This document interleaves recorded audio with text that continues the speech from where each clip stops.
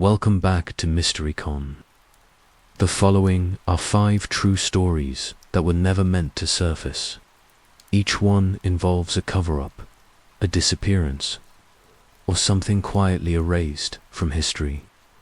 Whether you believe them or not, they were all documented by people who lived through it. If you find this unsettling or too real to ignore, consider subscribing for more stories like this. Leave a comment if anything here sounds familiar or hits too close to home. And now, let's begin. If you're hearing this, I'm either missing, discredited, or in a pine box somewhere on the south side. My name is Denise Morano. I was a records clerk at the city of Chicago for 14 years. Second floor, Department of Planning and Development until I was transferred downstairs. Not a promotion, more like a burial. You don't get sent to sub-basement level 2 unless someone wants you to disappear behind boxes of forgotten budgets and expired FOIA requests. I'm not special. I'm not a whistleblower or some TV crime heroine. I stamp papers. I process budgets. I catalogue minutes from zoning meetings that no one in their right mind would ever read. Except I did read them. I read everything, because I remember everything. Photographic memory, technically. Eidetic recall, if you want to be precise. I don't forget. Not figures. Not faces. Not the way a signature curls when it's meant to look forged. That kind of memory is a gift when you hear trivia It's a curse when you stumble across something that someone paid millions to keep buried. It started with a purge. Not the bloody kind, a bureaucratic one. The city launched a records modernization initiative. Translation: toss out anything older than 1995 that hasn't been digitized. We were shredding history by the box. I followed orders until I opened box 109B, a dusty red ledger, unlabeled, unfiled, handwritten, like it came from another century. 9th Ward Community Reinvestment Allocations, 1991 to 1994. The 9th Ward, my ward. I flipped through it, page after page of numbers, grants, line items, expenditures, youth centers, food cops, parks that were never built, names I hadn't seen in years, construction firms, LLCs, non-profits that went belly up days after, receiving 6-figure checks, and then, 2 columns over, another set of figures in the margins, written in a different pen. Larger numbers, rounded, no itemization. They weren't budgets. They were wash cycles. I should have reported it, should have logged it, returned it to evidence. But I didn't, because something in my gut told me, if I turned this in, it'd vanish, and so would I. So I scanned every page, photographed each entry, then I locked the ledger back in its box and labeled it. Sanitation permits, 1986 to 88. Nobody touches sanitation. That was 11:47 a.m., April 3rd. At 2:06 p.m., I was called upstairs. My transfer was revoked. I was being reassigned, but not before I noticed the file on my supervisor's desk. MY file, open, with my photo clipped to it. They knew I found something. They just didn't know I remembered every word. I didn't sleep that night. My brain wouldn't let me. Every page of that ledger played on repeat, like a slide projector in my head. Addresses that didn't exist. Projects that never broke ground. Check amounts rounded to the nearest thousand, just enough to stay under audit radar. It was a pattern, a code, and I'd seen enough city budgets to know when someone was laundering money. I needed more. The next morning, I walked into city. Hall like nothing was wrong, clipboard in hand. Business as usual. No one looks twice at a clerk carrying documents. That's the key to surviving here. Be invisible until you need to be remembered. Room 14B was down a quiet corridor behind the building permits office. Technically, it was off limits unless you had level 3 clearance. I had level 2, but I also had the master key we all swore didn't exist. The one passed between senior clerks like a sacred relic. I used it. Inside were stacks of boxes labeled with codes only lifers would understand. Budget reconciliation logs, community impact assessments, audit exceptions. I scanned the shelves for anything tied to the 9th Ward between 1990 and 2000. It didn't take long. Box 223A had a sticker marked Closed Initiatives, Ward 9. I opened it slowly. Inside, project proposals, memos, and quarterly expense reports, all from shell organizations. Nurture 9 Foundation, Urban Pulse Collective, Greenstone Youth Revitalization, all neatly folded, all dead within a year of receiving city funding. But then I found something worse. Signed approval. Letters from Alderman Gerald Knox, the same man who served the 9th Ward for 23 years. A man whose public record was clean, whose name was stamped on half the plaques in South Shore. The approval dates lined up perfectly with the ledger entries I'd memorized. Knox had greenlit millions to companies that never delivered, and buried beneath a maintenance invoice for a non-existent park bench was a faded envelope. Inside, a photograph, black and white, taken in an office I didn't recognize. Knox, mid-handshake, with a man I'd never seen, but whose name was printed clearly. At the bottom, our Salvatore, CEO, Soulstone Development. Real estate, I was in over my head. And I hadn't even flipped the photo over yet. The back of the photo wasn't much. Just a year 1992, and a handwritten phrase in blue ink. Phase 1 secured. But that was enough to tell me this wasn't some casual handshake. It was a deal. One that went deep. I'd heard of Soulstone Development. Anyone who lived in Chicago had. They were the kind of company that had their name etched into every glass high-rise, from Hyde Park to River North. They sponsored charity galas, donated to campaigns, and always seemed to win city contracts, no matter how many firms were bidding. The face in the photo didn't match any executive I could name, but the name R. Salvatore wasn't listed on their website.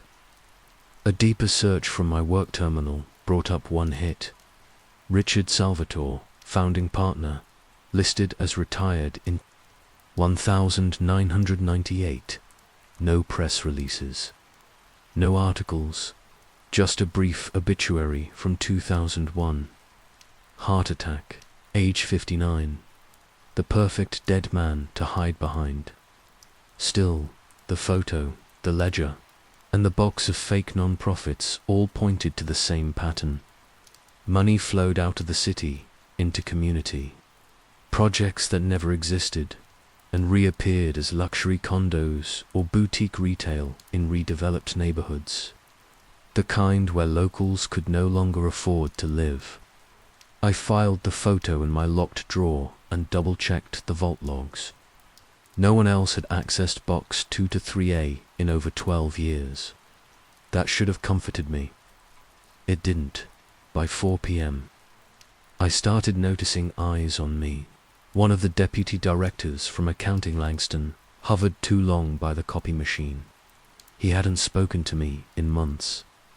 Now he was asking if I needed help finding anything. I said no. He didn't move.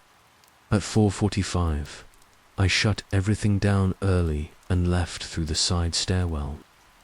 I made 3 turns before heading home, checking to see if anyone followed. No one did, or maybe they were better at hiding than I was at spotting. Back in my apartment, I spread everything across the kitchen table. Photos, copies, notes. The pattern was obvious now. A closed loop. Dirty money out, clean real estate in. The Ninth Ward wasn't neglected, had been harvested, and I was the only one who could prove it. I needed a place where no one would look for me and nothing I did could be traced. Harold Washington Library was perfect. No sign-in, no cameras in the reading rooms, just shelves, silence, and public records most people never thought to access. I reserved a microfilm reader and requested City Council archives from 1988 to 1995. That's when the ledger said the money started moving. I scrolled through meeting transcripts, budget amendments, and zoning revisions. Most of it was routine street. Repairs, snow removal, tree trimming. But then I spotted a single sentence buried in the minutes from April 1991. Motion passed to approve.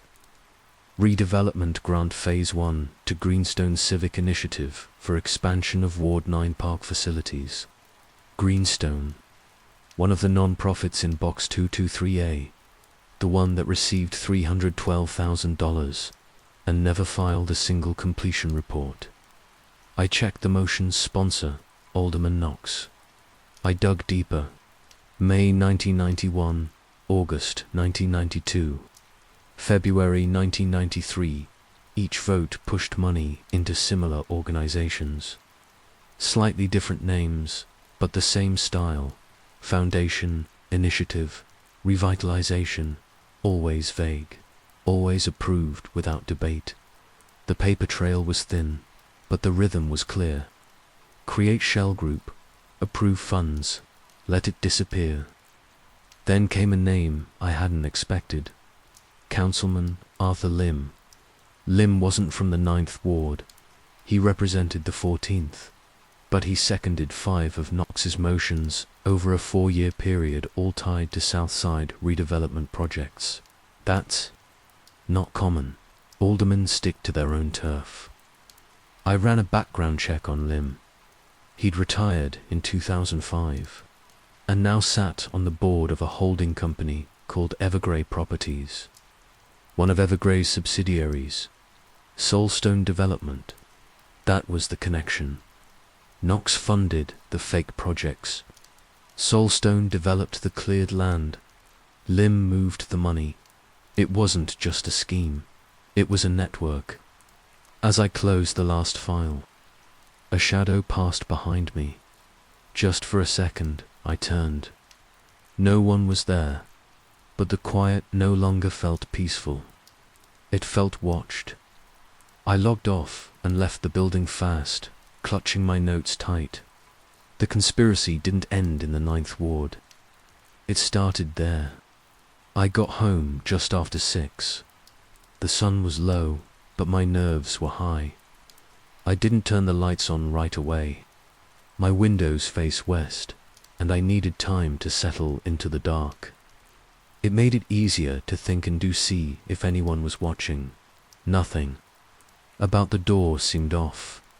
No scratches, no broken lock. But when I stepped inside, I felt it immediately. The air wasn't still. Someone had been here. I dropped my bag and moved slowly, checking each room. No signs of a break-in. No drawers left open. But something subtle was wrong. A chair slightly out of place.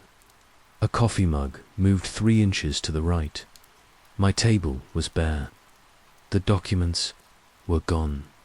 Not scattered, not stolen in panic. Removed with care. I checked my backup drive in the bedroom. Still there, untouched under the floorboard. But the physical files, the ones I left spread across the kitty missing. Someone had entered my apartment, bypassed the lock, taken what they wanted, and left without a trace. That meant 2 things. 1. They knew I had the evidence. 2. They wanted me to know they knew. I sat on the edge of the bed and tried to steady my breathing. They hadn't taken my drive. That told me they didn't want to stop me, not yet. They were watching, measuring, waiting to see what I'd do next. So I made a choice. I packed my laptop, my backup drive, and 3 days' worth of clothes. I left the apartment at 7:12 p.m. and headed to Union Station. I needed somewhere anonymous to stay. Somewhere I could think without cameras or city IDs, logging my every move. I found a cheap hotel near Canal Street. No questions, cash only. I closed the blinds and sat with my back against the wall, the hard drive warm in my lap. They had the files, but I had the memory. Every figure, every date, every in my head. If they wanted to erase what I found, they'd have to erase me. I didn't sleep. My eyes were open, fixed on the gap beneath the door, watching for shadows. The hum of the mini-fridge was the only sound in the room. I waited for morning before doing anything. At 9:15 a.m., I powered up an old laptop I hadn't used in years. It wasn't connected to anything, no Wi-Fi, no sync accounts. I used it only once before, when I applied for an anonymous tip line at the Tribune. That gave me an idea. I dug through my bag and found the card Michael Lerner gave me 2 years ago. Investigative reporter. He came to the clerk's office back when a West Side alderman was caught embezzling housing funds. He asked a lot of questions back then, the kind that made people uncomfortable. I didn't help him then. I didn't see a reason to. Now I did. I used a burner phone and called the number on the card. He picked up on the third ring. "Lerner," he said, clipped and cautious. "This is Denise Morano," I replied. "We met at City Hall 2 years ago. You said to call if I ever saw something worth printing." There was a pause. I remember. "Are you in trouble?" "Not yet, but I will be." I told him I had evidence, financial documents, a connection between past aldermen and major developers, misuse of city funds. I left out the break-in. No need to sound paranoid. He asked to meet. I gave him the address of a cafe in Bridgeport. 1 hour later. Neutral ground, open space, lots of exits. I arrived 10 minutes early. He walked in right on time, thick glasses, with a notepad already open in his hand. We talked for an hour. I gave him names, dates, funding cycles, and organizational shells. I recited it all from memory, every word. When I finished, he looked at me the way someone looks at a bomb they're not sure how to defuse. "I'll need proof," he said. "I have it, digitized, stored off-site. But if they find me, they'll find it." He nodded. "Then we protect you first, then we publish." Lerner moved quickly. Within 2 hours of our meeting, he'd set me up in a safe house, an unused apartment, above a bookstore in the South Loop. It belonged to a retired editor who owed him a favor. The windows were papered over, the locks were reinforced, and no digital trace connected me to the building. I used the back entrance only. He brought me a burner laptop, a fresh phone, and a notepad. "Anything you don't want traced," he said, "write by hand." I spent the next 5 hours reconstructing everything. I listed each project in the ledger, the dates, the fake organizations, and the developers tied to the land after the money disappeared. Every time I paused to check my memory, the details came back instantly, every entry in perfect order. I didn't even have to try. At 7:12 p.m., Lerner returned. He reviewed the first few pages I'd written and whistled under his breath. "This isn't just fraud," he said. "It's organized racketeering. You're implicating city officials, past and present." "I'm not implicating anyone," I replied. "The numbers do." He nodded and sat across from me. "We'll need to verify the documents, publish in stages, and prepare for blowback. This won't go quiet." "I know," I said. "That's why I scanned everything. The originals were taken from my apartment 2 nights ago." His eyes narrowed. "Any idea who?" "No, but they didn't take the backup drive. I think they wanted to scare me." Lerner leaned forward. "They didn't count on your memory." I handed him a copy of the encrypted drive. "Make copies. Hide them well." He pocketed the drive. "Tomorrow morning, I'll speak with the Tribune's legal team. This goes federal." Quietly at first. "If this leaks too soon, we lose control of the story." Before he left, he handed me a prepaid phone. "If anyone tries to contact U-City Media, police you, call me first. This isn't a story anymore. It's a war." I watched him disappear into the alley. The weight of what I'd uncovered was settling in now. Not just numbers and names, but lives altered, neighborhoods stolen, power abused, and I wasn't invisible anymore. The next day passed slowly. I stayed inside, blinds drawn, lights off. Every sound from the street felt louder than usual. A truck backfiring, a voice yelling across the alley. Footsteps that paused a moment too long outside the door. I checked the locks 3 times before noon. At 2:46 p.m., I received a text from Lerner. "Legal team agreed. Tribune will proceed. Grand jury contact in motion. Be ready." I didn't respond. I didn't need to. It wasn't until just after 6 p.m. that something changed. A knock at the door, 3 taps, firm, deliberate, not urgent, but not casual. I froze. No one knew I was here. Not officially. I stepped to the side of the doorway, keeping out of the line of sight through the peephole. I stayed silent. The knock came, against taps this time, slower. I waited another full minute before moving to the window at the back of the apartment. I eased the edge of the paper away from the glass, just enough to see the alley. A black sedan sat parked by the fire escape, windows tinted, engine off, not Lerner. He always texted before showing up. I crept back to the front door, heart pounding. Whoever was on the other side had waited long enough. They slid something under the door, a manila envelope, then silence. I counted to 30 before opening the door a crack. The hallway was empty. I shut the door and locked it twice before. Picking up the envelope, no markings, no return address.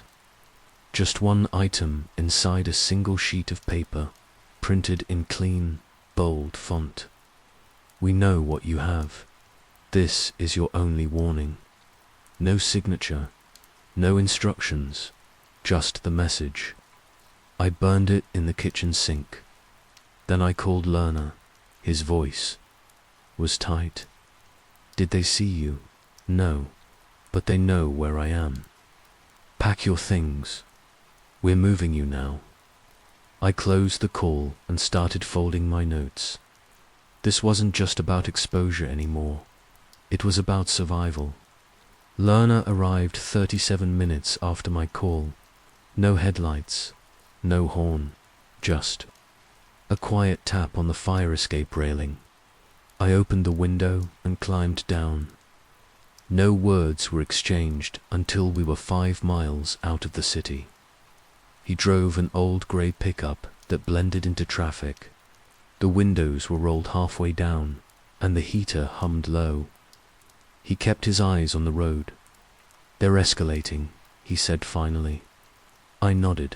They left a warning. I figured they would, he replied. The Tribune has begun drafting their request for federal protection. It's moving fast now. I shifted in my seat. Where are we going? A safe property outside Kankakee. It's remote. No phone lines. No internet. Just time to think and stay alive until the subpoenas hit. I stared out the window as the city faded behind us. Tower lights disappeared. The sky turned darker than I remembered. I felt the weight of it settle in my chest. The knowledge that I couldn't go back. Do you think they'll actually publish? I asked.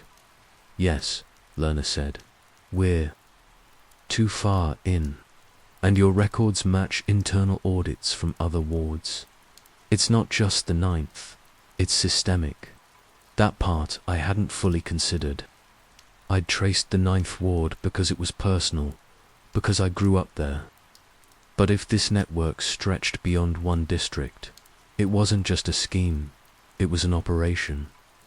How long do I stay off-grid? I asked. Until the grand jury is ready. Maybe longer, depending on who falls and how loud it gets. I looked down at the bag on my lap. Inside were just a few clothes, my notes, and the last remaining copy of the drive. I don't want to vanish, I said quietly. Lerner didn't look over. You won't, but you will have to disappear for now. The highways stretched ahead in silence. No signs, no markers, just asphalt and shadows. I knew the next time I spoke my name in public, everything around it would be different.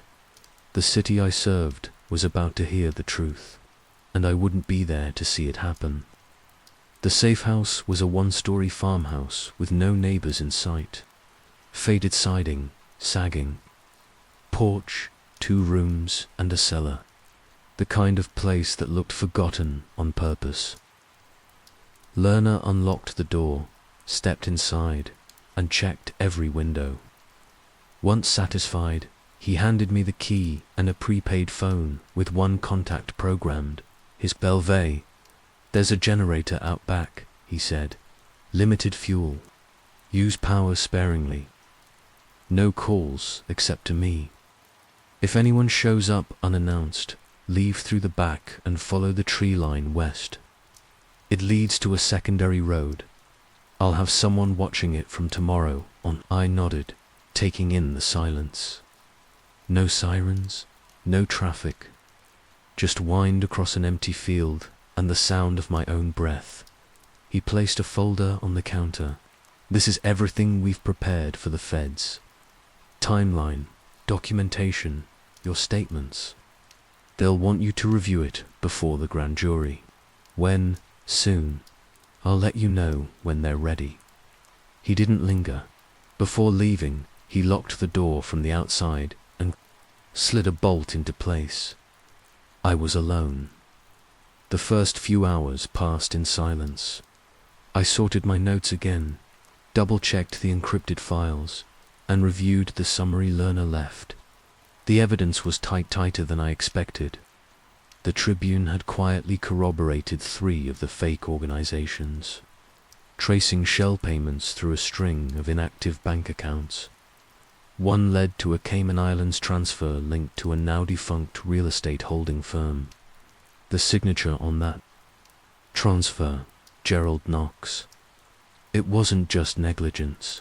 It was fraud, proven, documented. Still, it didn't feel like victory. That night, I slept with the burner phone under my pillow and a flashlight within reach. Every creak of the floorboards felt like footsteps. Every gust of wind sounded like tires on gravel. I thought I'd feel safer being away from the city, but isolation carried its own weight. In Chicago, at least I knew what direction to watch. Out here, the silence held to many possibilities. The morning came with overcast skies and frost on the window panes.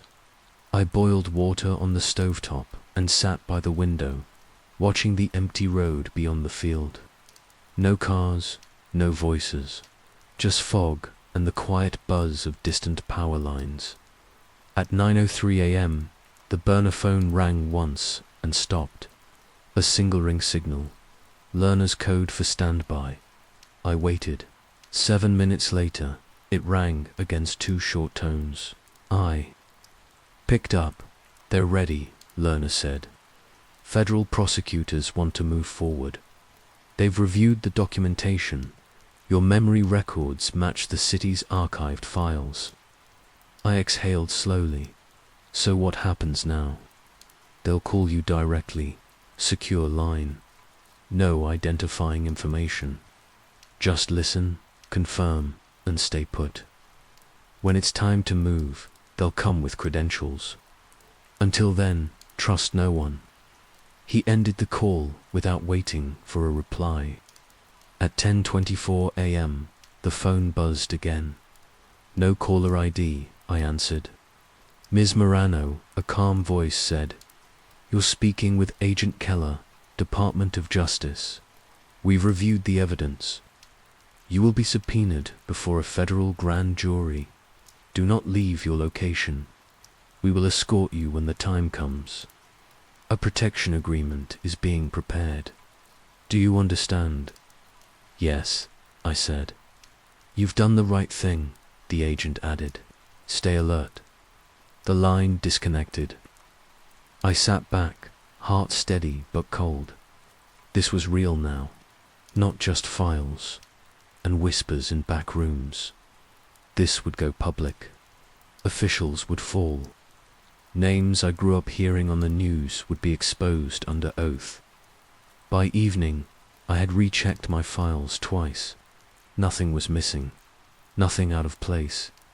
But that didn't stop the feeling. At 2:41 a.m., I woke from a light sleep to the sound of gravel crunching, footsteps, then a car door shutting. I reached for the phone. No message, no signal, no power. The house was dark. The generator had gone silent. Someone was outside, and I wasn't sure if they were friend or threat. I stayed low, crouched by the window, eyes fixed on the front of the house. The porch light was out, but moonlight revealed the outline of a car black 4-door. No visible plates. The driver's side was empty. Whoever had arrived was already on foot. I grabbed the flashlight, switched it off, and moved to the back of the house. The generator was still. No sound, no lights, not even the low mechanical hum it usually gave off. Someone had shut it down deliberately. I pressed my ear to the door. Nothing, no footsteps, no knock. Just a silence that felt heavy, like something waiting to break. I eased the lock open and stepped outside, careful not to let the door creak. The wind was light, but cold. I kept low, moving alongside the house, toward the tree line learner had mentioned. My breath came slow and steady. As I reached the rear corner of the house, a voice cut through the dark. "Denise," it wasn't a shout. It wasn't urgent. Just calm, male, and wrong. I didn't respond. The voice came again, closer this time. "We don't want to hurt you. You've made things complicated, but they can still be fixed." I slipped into the brush behind the house and kept moving. Twigs cracked behind me, someone walking, careful, measured. They knew the area. I moved fast but silent, using the trees as cover. After 10 minutes, I reached a fence learner had described. Beyond it was a narrow road, and parked near the tree line, a blue SUV with its lights off. Someone sat inside. I tapped the window once. The door unlocked immediately. "Get in," a voice said. It was a woman. Early 40s, plain jacket. No badge visible. "Who are you?" I asked. "Federal Protection Detail," she replied. Learner sent us. You're compromised. We're relocating you now. I hesitated for half a second. Then I got in. As the car pulled away, I looked back toward the dark outline of the farmhouse. Someone was standing on the porch, watching us leave. They hadn't come to threaten me. They'd come to make sure I disappeared. The preparation room was colder than I remembered. The walls were bare, and the overhead lights buzzed faintly. I sat at the metal table, staring at the water glass in front of me, still unmoved, just like me. Agent Rivera arrived first. She placed a laptop on the table and unlocked a secure folder. No small talk, just the routine. This contains your original scans, she said. We need final confirmations. I leaned in and began reviewing the documents. Every funding line, signature, and line item was familiar. But as I read, I noticed a small discrepancy, a spacing error in a signature block that hadn't been there before. Was this altered? I asked. Rivera looked, then shook her head. Formatting from the scan, not the original. We checked. I nodded, but something in me stayed alert. A detail like that wouldn't usually slip past me. Not unless I was more tired than I thought, unless someone else had touched the file. Director Hayes entered minutes later, holding a manila folder. You'll be testifying soon, he said. This is your official statement. Memorize it if you prefer, but bring it anyway. I won't need it, I said, though my voice felt thinner than usual. He gave a short nod. The grand jury won't ask who you are, but they'll want to know how you know. I was there. I saw it happen. I remember everything. Rivera stood by the door, arms crossed. She looked calm, but her eyes tracked every movement. For a second, I caught her staring not at the documents, but at me. You okay? She asked. I hesitated. I don't know, I said quietly. I know what I'm about to say will change lives, but I'm not sure if it'll save mine. Neither of them replied. As they left, the silence returned, heavier than before. I sat there, alone, not afraid, just unsettled, like I'd stepped too close to the edge of something I couldn't see. The room where I prepared to testify was small, bare, and cold. A metal table, 2 chairs, a file folder, and a cup of water. Nothing else, no distractions, just focus. Agent Rivera returned. Just after 9 a.m., she placed a laptop on the table and opened a secure file containing my scanned documents. Line items, signatures, funding dates. I didn't need to read them. I already knew every word. But this was protocol. I went through each one again, confirming that nothing had been altered. By 10:15, Director Hayes joined us. He sat across from me, holding a printed statement. You'll read from this if you need to, he said. But I understand you likely won't. I won't, I reply. Good. The grand jury will meet in 2 days. Your testimony will be recorded but sealed. Only DOJ officials and the jurors will be present. No media, no defense counsel. Just facts. He slid another document across the table. It was a list of names. I recognized all of them. Gerald Knox, Arthur Lim, Richard Salvatore, posthumously. 3 active city officials, 2 retired aldermen, 1 former controller from the Department of Planning and Development. Every name was linked to ledger entries I'd uncovered. These people all have connections to Soulstone development, I asked. Direct or indirect, Hayes answered. Some through shell companies, some through political action committees. All of them benefited. He closed the folder and looked me in the eye. They're going to fight this. They'll call it a political hit job, Say you made it up. Discredit the documents. Discredit. You, they can try, I said. I'm not guessing. I was there. I saw it. I remember. Agent Rivera leaned forward. And if it gets worse, I didn't answer immediately. Then I met her gaze. I didn't come this far to walk away. Hayes nodded. That's what we needed to hear. They left me alone after that. I stayed at the table, reviewing names in my mind, seeing signatures, dates, zoning codes, numbers that didn't add up. All of it burned into memory. They'd buried it for decades. But now the record would speak. And I was the record. I was driven to the courthouse in an unmarked vehicle with blacked-out windows. Agent Rivera sat beside me. She said nothing the entire ride. She didn't have to. We both understood what today meant. We entered through a private garage. No press, no photos. Just a badge scan, 2 steel doors, and a quiet hallway that smelled like old paper and disinfectant. The hearing room was smaller than I imagined. A wood-paneled space with 12 seats, 2 microphones, and a single flag behind the judges. Bench, the jurors were already seated. I didn't look at them directly.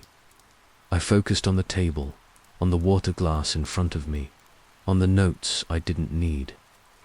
The federal prosecutor, a tall man with sharp diction, greeted me with a nod. Ms. Morano, he said, we're ready for your statement. I stood, placed my hand on the Bible, and gave my oath. Then I spoke. I started with the ledger, how I found it, what it showed, how the names tied to projects that never existed. I explained the discrepancies, the forged line items, the ghost organizations. I listed names, dates, contract numbers. Every figure spoken aloud with clarity. No notes, no pauses. The prosecutor asked follow-up questions. I answered them all. When asked how I remembered so much, I explained photographic memory, confirmed through testing. My recall wasn't theory, it was fact. Then came the documents. They projected scanned files onto a screen. I confirmed each one, where it came from, who signed it, what it concealed. The room was silent except for my voice and the click of the slide changes. At the end, the prosecutor asked one final question. Ms. Morano, in your professional opinion, was this a coordinated effort to misappropriate public funds? I didn't hesitate. Yes, I said. It was deliberate, structured, and protected. He nodded once. The judge thanked me. The jurors were dismissed.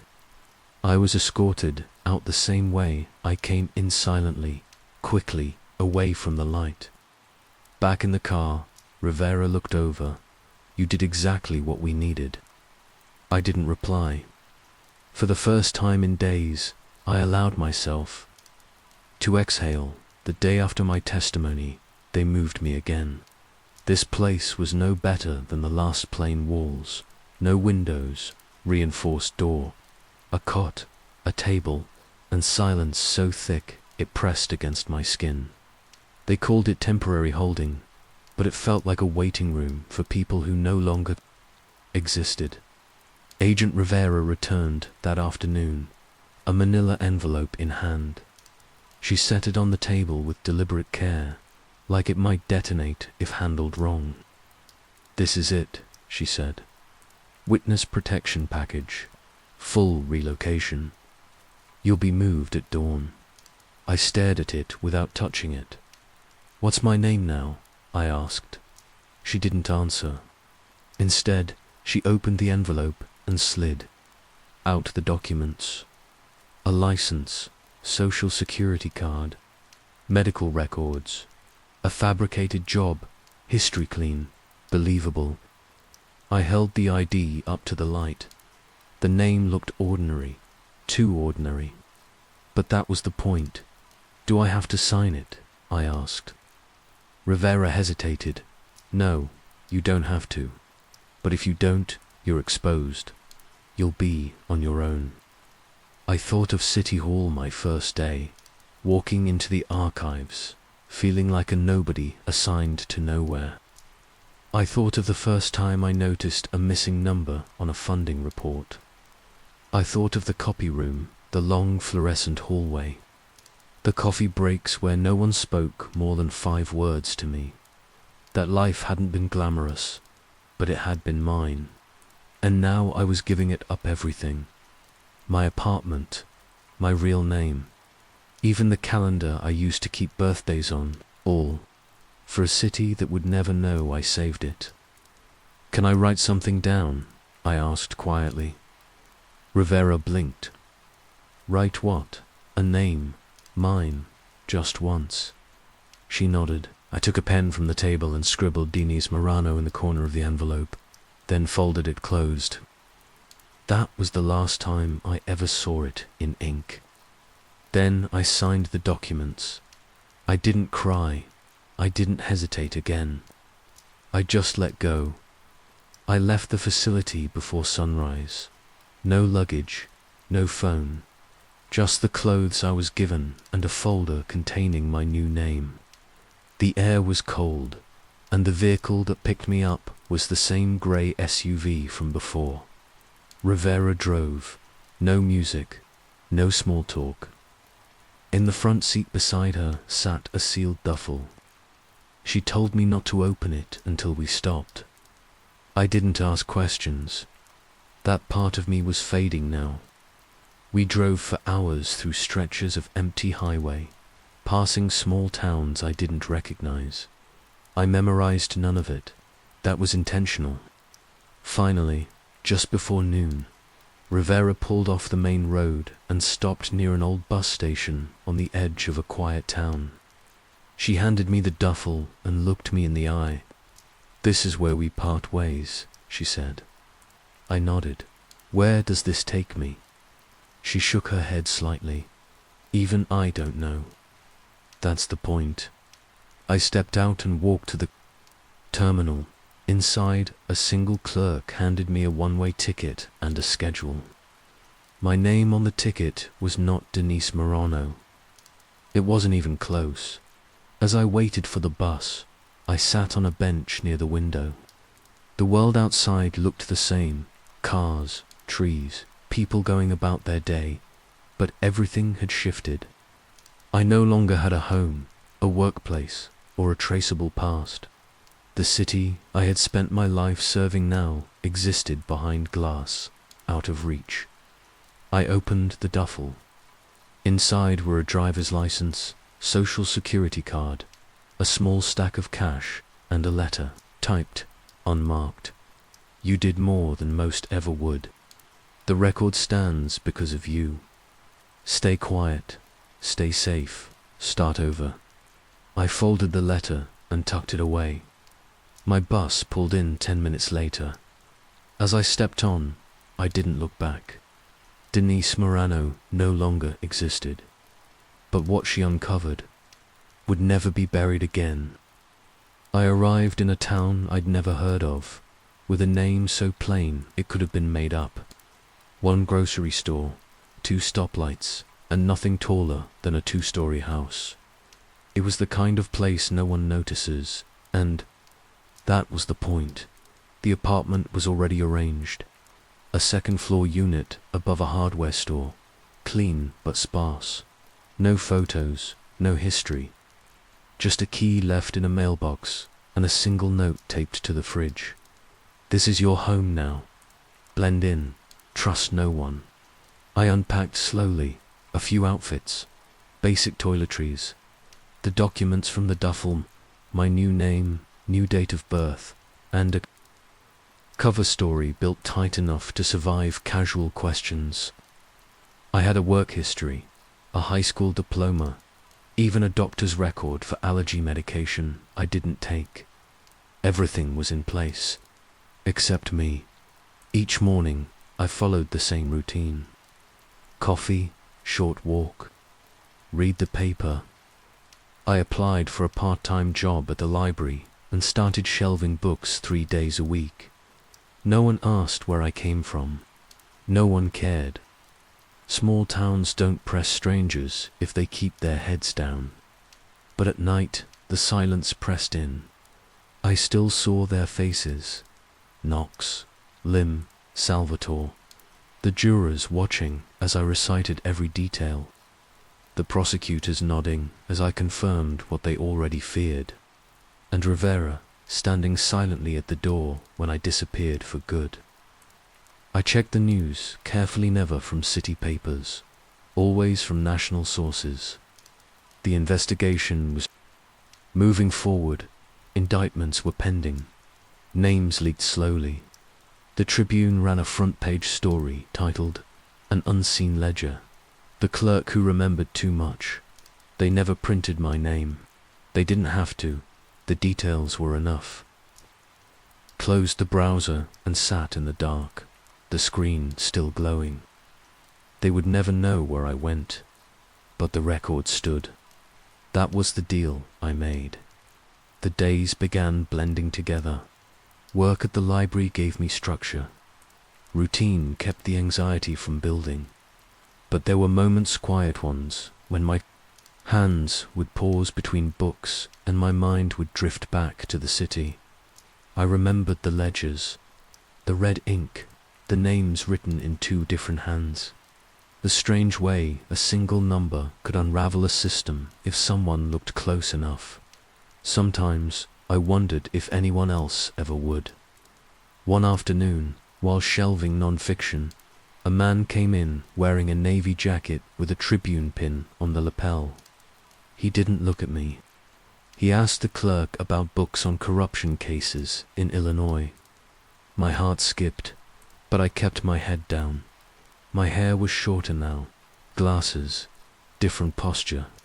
He never glanced my way.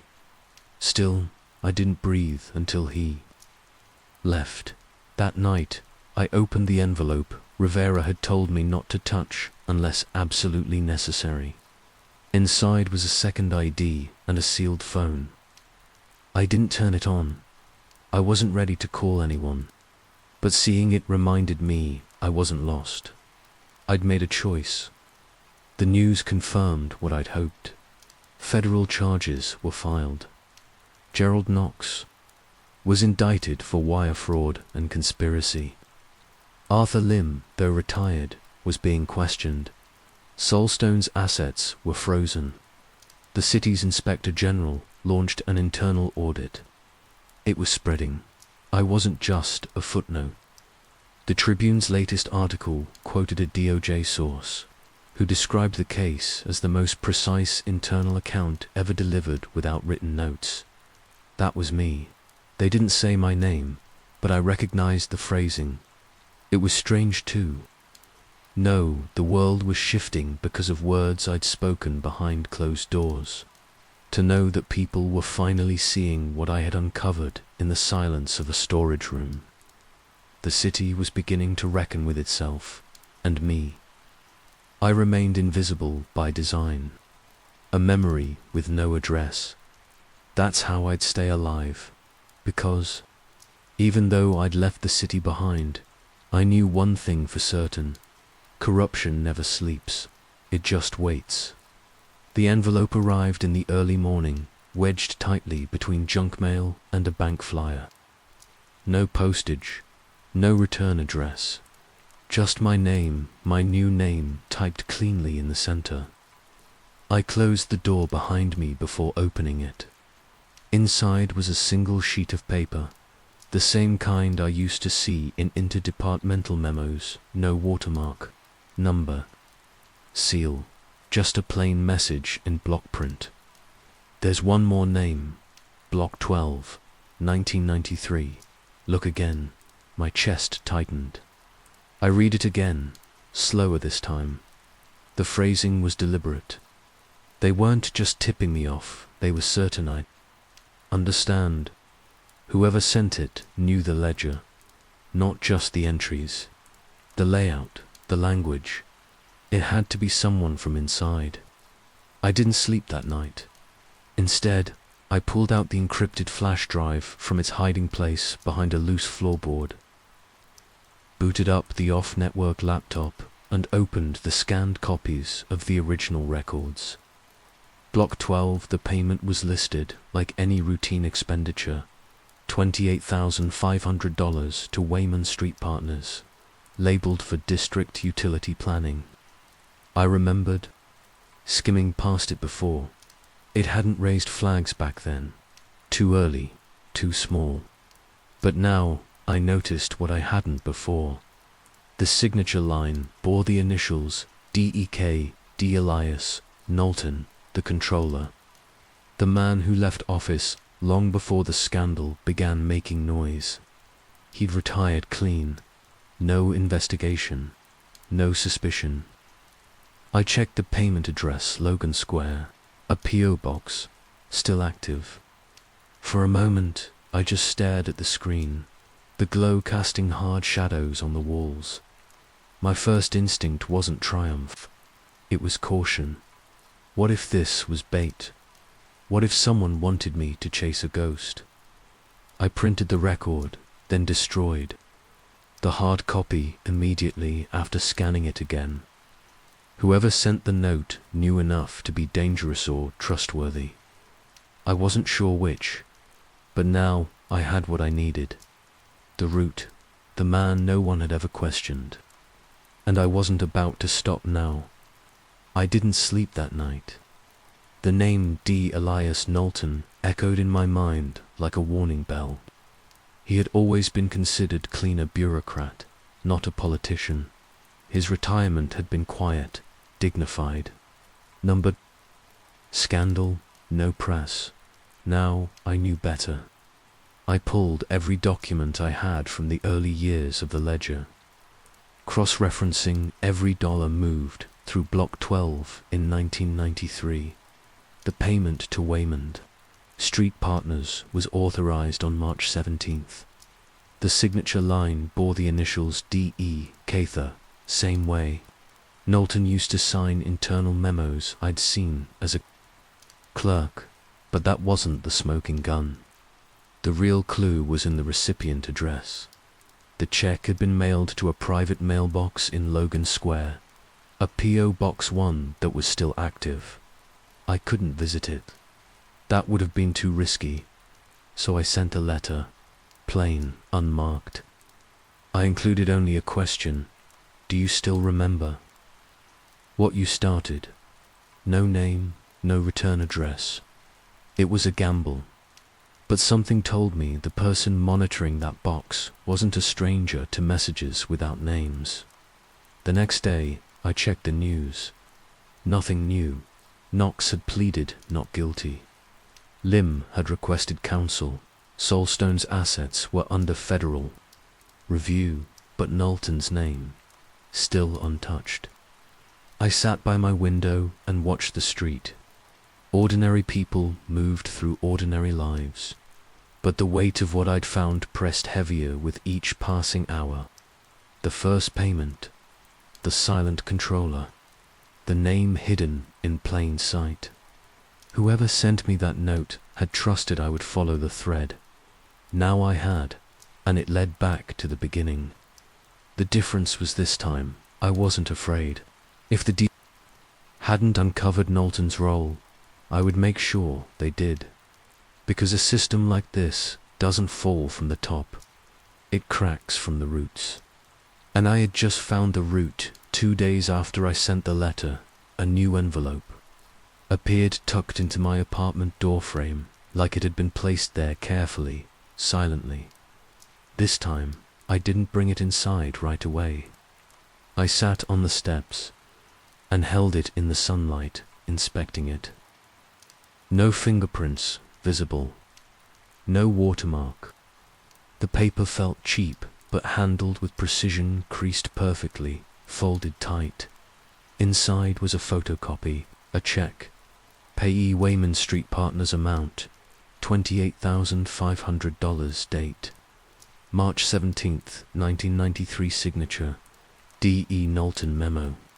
District Utility Planning, Block 12. My hand went still. I checked the reverse. The scanned image revealed no digital trail. Someone had access to the physical record, not the city files. Knowlton's personal ones, the kind you don't submit or file, the kind you keep if you're trying to remember. Cover yourself.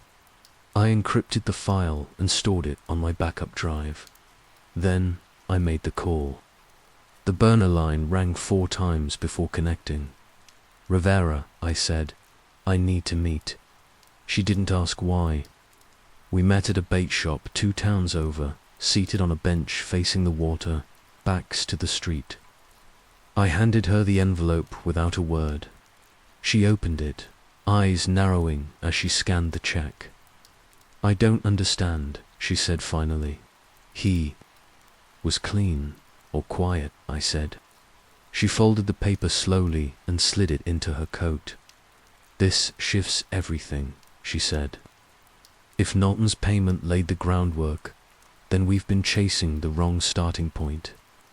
I nodded, but a question still sat at the edge of my mind.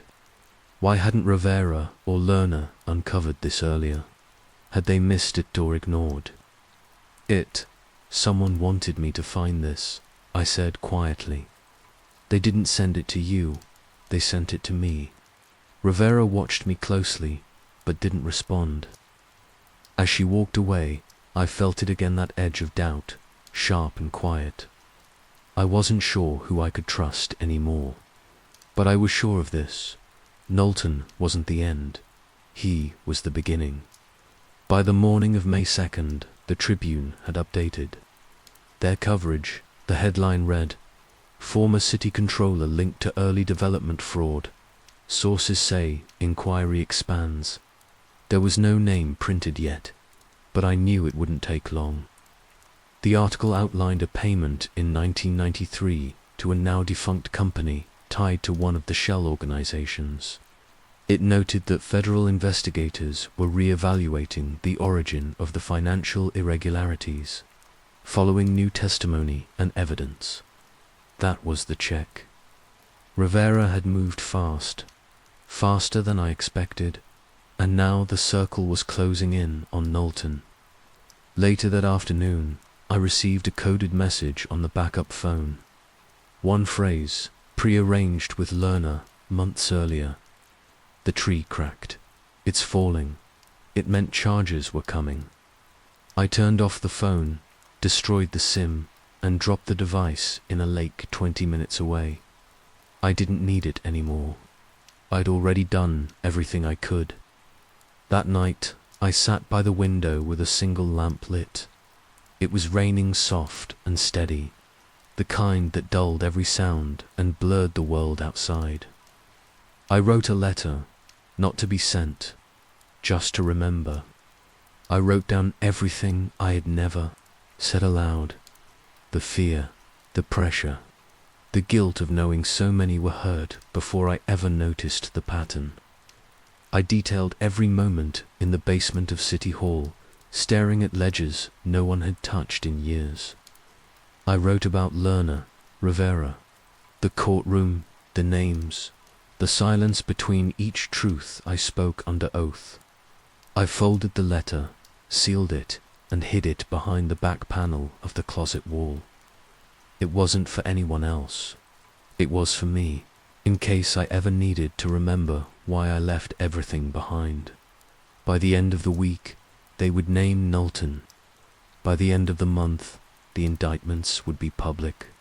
My name wouldn't be there, but my memory would echo in every line. And in this new life, that was enough. The morning paper didn't scream. It whispered, "Ex-city controller indicted in expanding corruption probe. DOJ cites 30-year trail."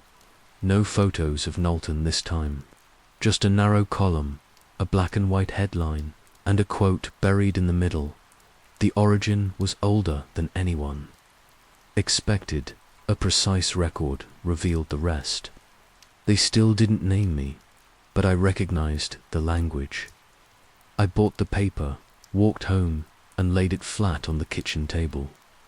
The coffee brewed while I read the article again. Knowlton had been charged with conspiracy, fraud, and deliberate concealment of fund sum dating back to before his retirement.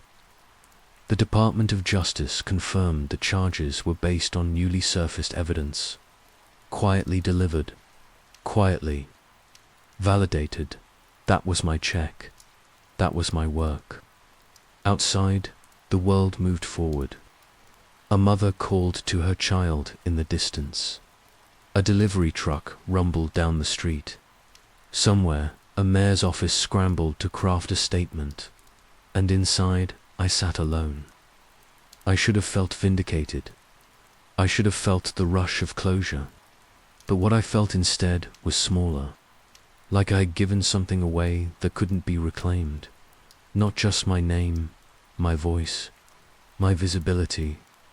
I had traded everything for a result I could only watch from a distance. And the silence, was loudest of all. That night, I returned to the closet where I'd hidden my final letter. I read it once more. Then I burned it. Not out of fear, out of necessity. There would be no trail, no trace, no second telling of the same story. The world would keep spinning. Headlines would fade, and names would be replaced. But the ledger, the one only I remembered line by line, would remain. Sealed in the record, untouched, unaltered, proven. I'd buried the conspiracy, and I'd buried myself with it. Not a martyr, not a ghost, just a clerk with a perfect memory, and no return address. 2 days after Knowlton's indictment, I received one final letter. This time, it wasn't anonymous. It was from Lerner, typed, printed, and folded neatly inside a plain envelope. Delivered by hand, left inside the library's return bin between 2 books. I only found it because I shelved returns that morning. The note was short. It's over. The DOJ is closing the first phase. More charges to follow, but your role is complete. They'll never name you. That was the deal, and we honored it. You should disappear now for good. Thank you for everything. I read it twice before tearing it into pieces and flushing it down the sink. There was a finality to it. Quiet, clean, and respectful. Lerner knew better than to say too much. He didn't need to. That night, I opened the closet, pulled out the sealed letter I'd written for myself, and read it one. Last time, every emotion I'd poured into those words still felt sharp fear, anger, guilt, pride. All of it. Then I burned it. No more records. No more traces. I wasn't Denise Morano anymore. That name belonged to the past. To the person who walked into a forgotten records room and stumbled across the lie beneath a city's surface. Now, I was just a woman with a quiet job, a small apartment, and a mind full of things no one could ever take away. The newspaper clippings would yellow, the cases would drag on. Politicians would shift the narrative, and the press would find new stories to chase. But the ledger, the one that started it, all would remain locked away in a federal archive, protected by laws and red tape. And somewhere in those sealed files, a footnote would exist. A clerk, anonymous, with perfect recall. They'd never know my face, but they'd never forget my work. That was the only legacy I needed. That and the silence I earned. The silence. That meant I'd survived. They thought no one would talk. They were wrong. The truth is out now. Not let it vanish again. Share it, save it, before it disappears for good. Law, land, and legacy buried in stone. They say Edinburgh remembers everything, but lately it's been forgetting the most important parts. I never thought guiding tourists through its narrow closes and damp stone vaults would put me at the edge of something like this. But here I am, retracing steps through a city that's slowly erasing its own truth. My name's Jamie Edlin. I run walking tours through Old Town, mostly for visitors who want ghost stories and folklore. But between the tales of plague victims and stolen bodies, I like to slip in bits of legal history. The kind of stuff most people overlook: royal decrees, land charters, court rulings passed down from the days when judges wore powdered wigs and settled disputes with ink, not algorithms. It's a hobby, really. Or it was.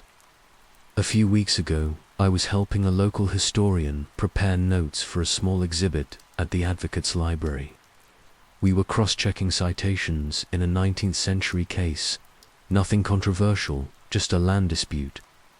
That helped define public right-of-way in parts of the Royal Mile. But when we went to pull the original files, the listing was there. The content wasn't gone, like it had never existed. At first, we blamed the database. A glitch, maybe.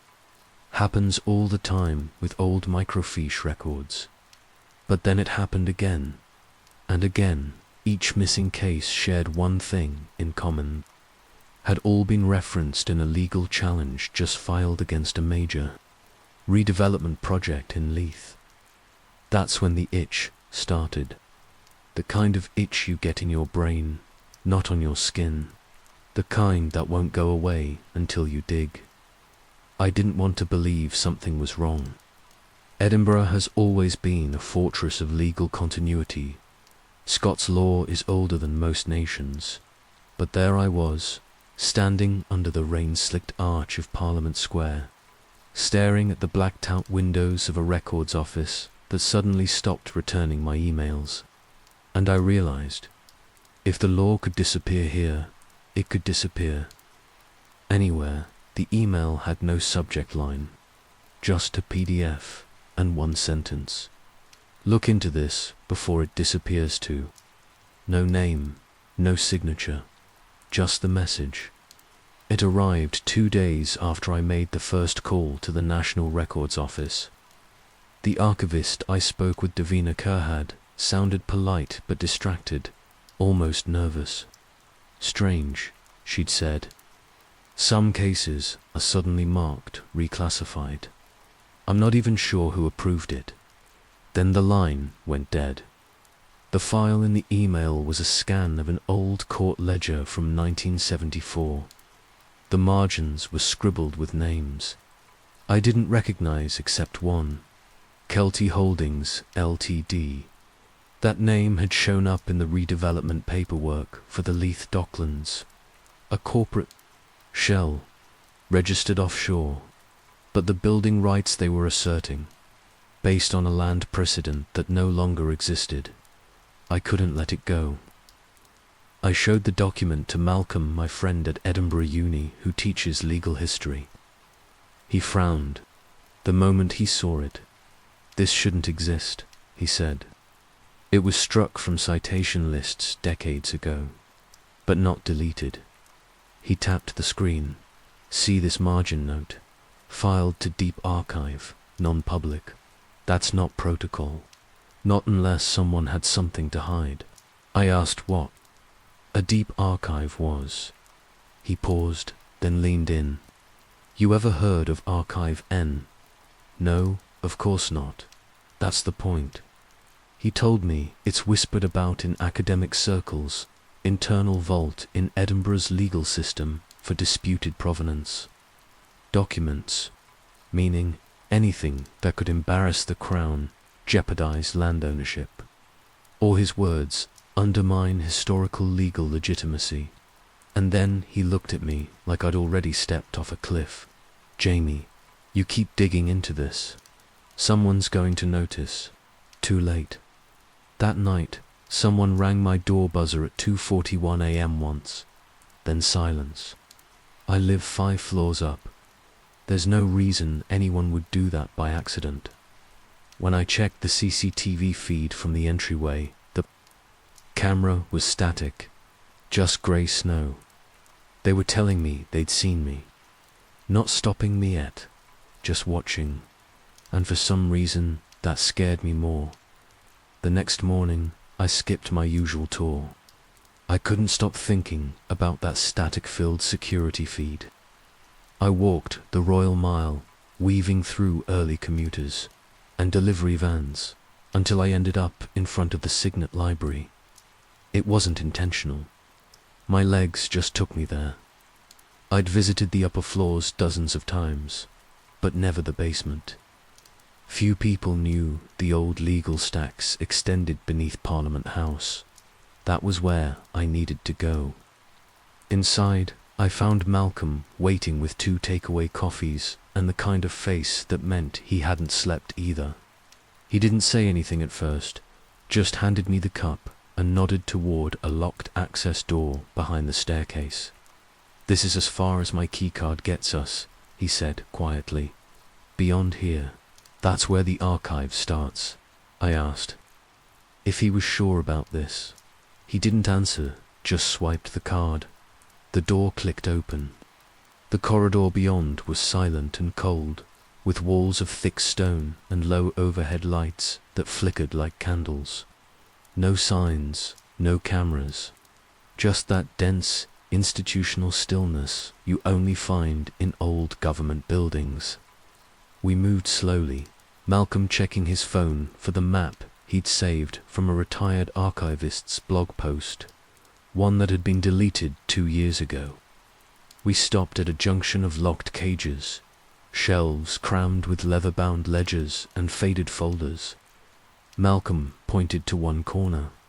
This row G7 should hold suppressed property rulings between 1960 and 1990. If that Kelty Holdings case exists, it's in here.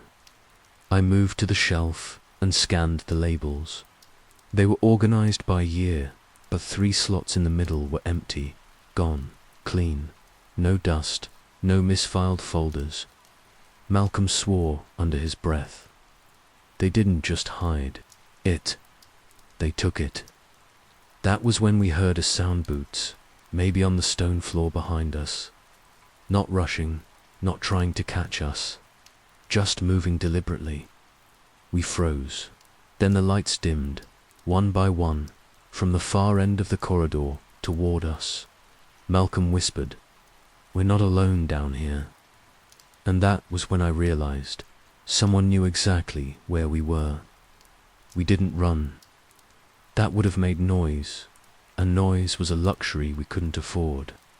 Instead, Malcolm and I slipped behind one of the taller shelving units. We crouched low, listening. The footsteps were steady, methodical, not rushed. Whoever was down here wasn't searching. They already knew where to go.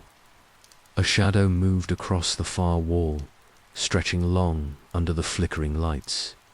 Malcolm pointed to a maintenance hatch near the floor, just big enough to crawl through. I didn't ask where.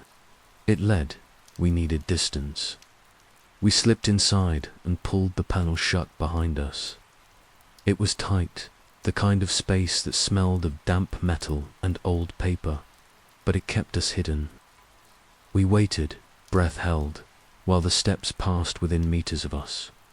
I saw polished black shoes, regulation grade, not security, military, no one said a word until the echo of the footsteps vanished entirely. We crawled out a few minutes later, both of us rattled but quiet. Malcolm led us through a side tunnel that opened into an older storage wing, one long abandoned. The ceiling leaked. A faded government seal peeled off the door. Inside, we found a stack of boxes marked temporary transfer, do not archive. One of them had a half-removed label, KHV City of Edinburgh, 1974. It was the case, the real one. Inside were maps, deposition transcripts, and a handwritten note, refile after directive signed. Malcolm's hands trembled. Directive, From who? Before I could answer, the door creaked. A man stepped in. Plain suit, clean shave. No visible ID, just a flat tone as he said, "Mr. Edlin, we'd like to ask you a few questions about the files you've been accessing." I didn't reply. I was staring at the pin on his lapel gold, shaped like a thistle. It wasn't government. It wasn't police. But I'd seen it once before, years ago. In a footnote buried deep in a public inquiry report. A private consultancy with regulatory exemption in land title audits. The man smiled, like he knew what I was thinking. "We're not here to threaten you," he said. "We're here to protect the city's interests." I looked at the box in my hands, and I knew they weren't just erasing history. They were replacing it. He didn't wait for an answer. He just stepped further into the room, hands clasped casually behind his back, like he was giving a museum tour. Malcolm stayed frozen beside me, his eyes darting toward the boxes. I tightened my grip on the file.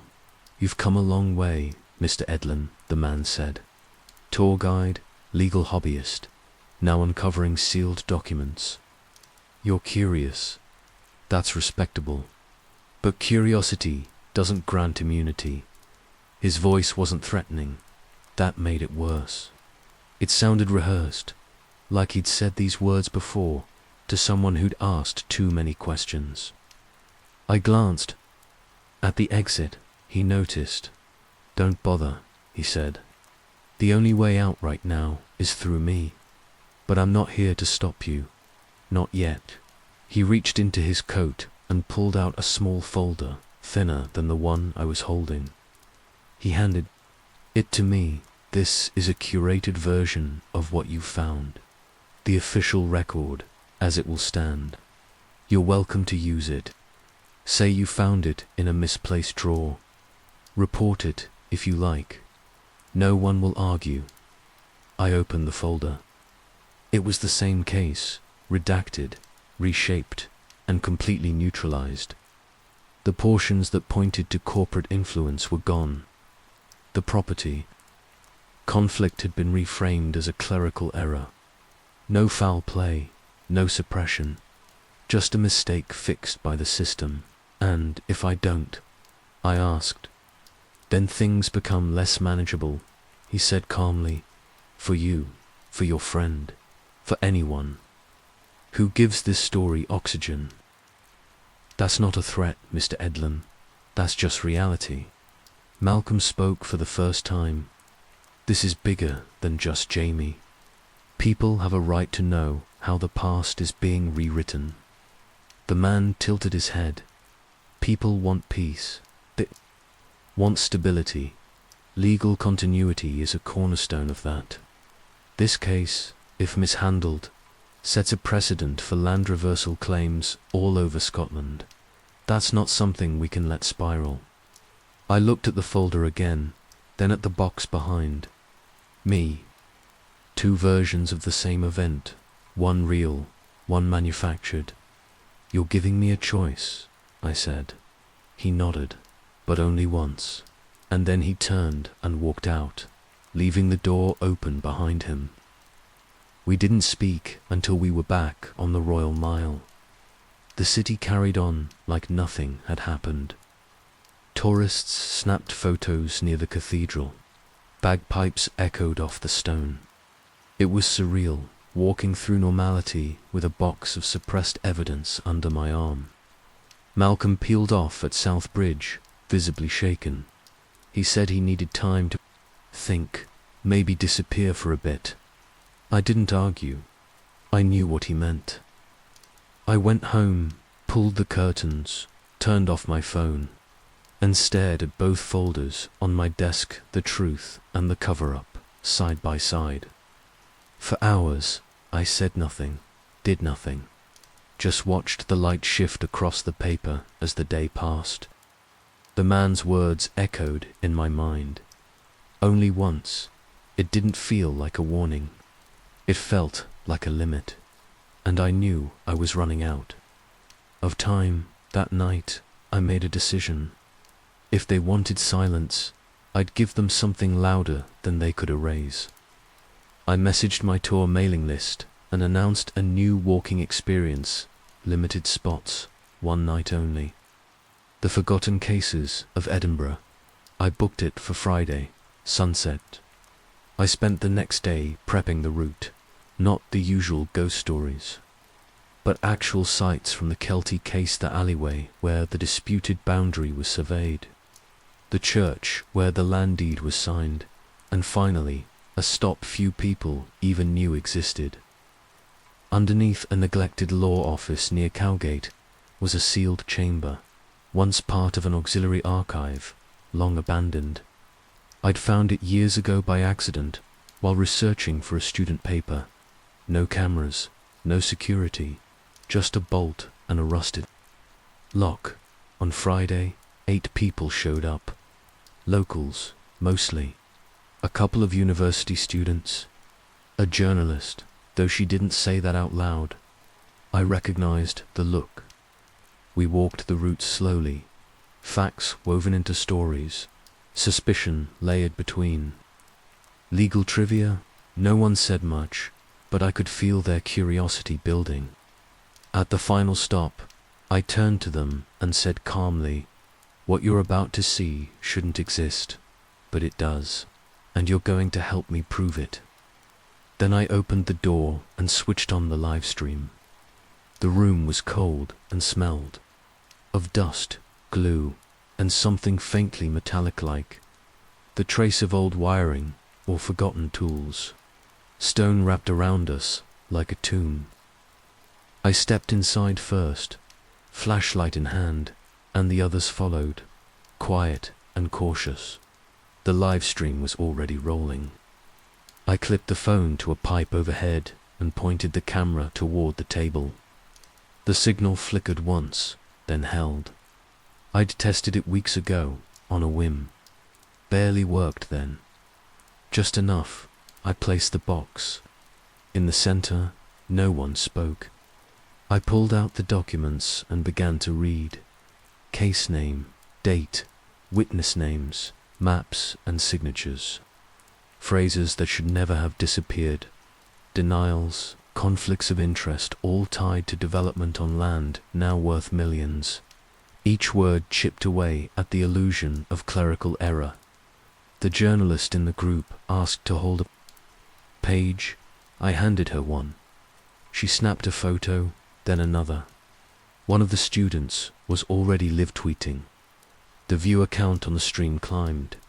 I didn't need them to believe everything, just to see it. Someone commented, "This file is supposed to be sealed."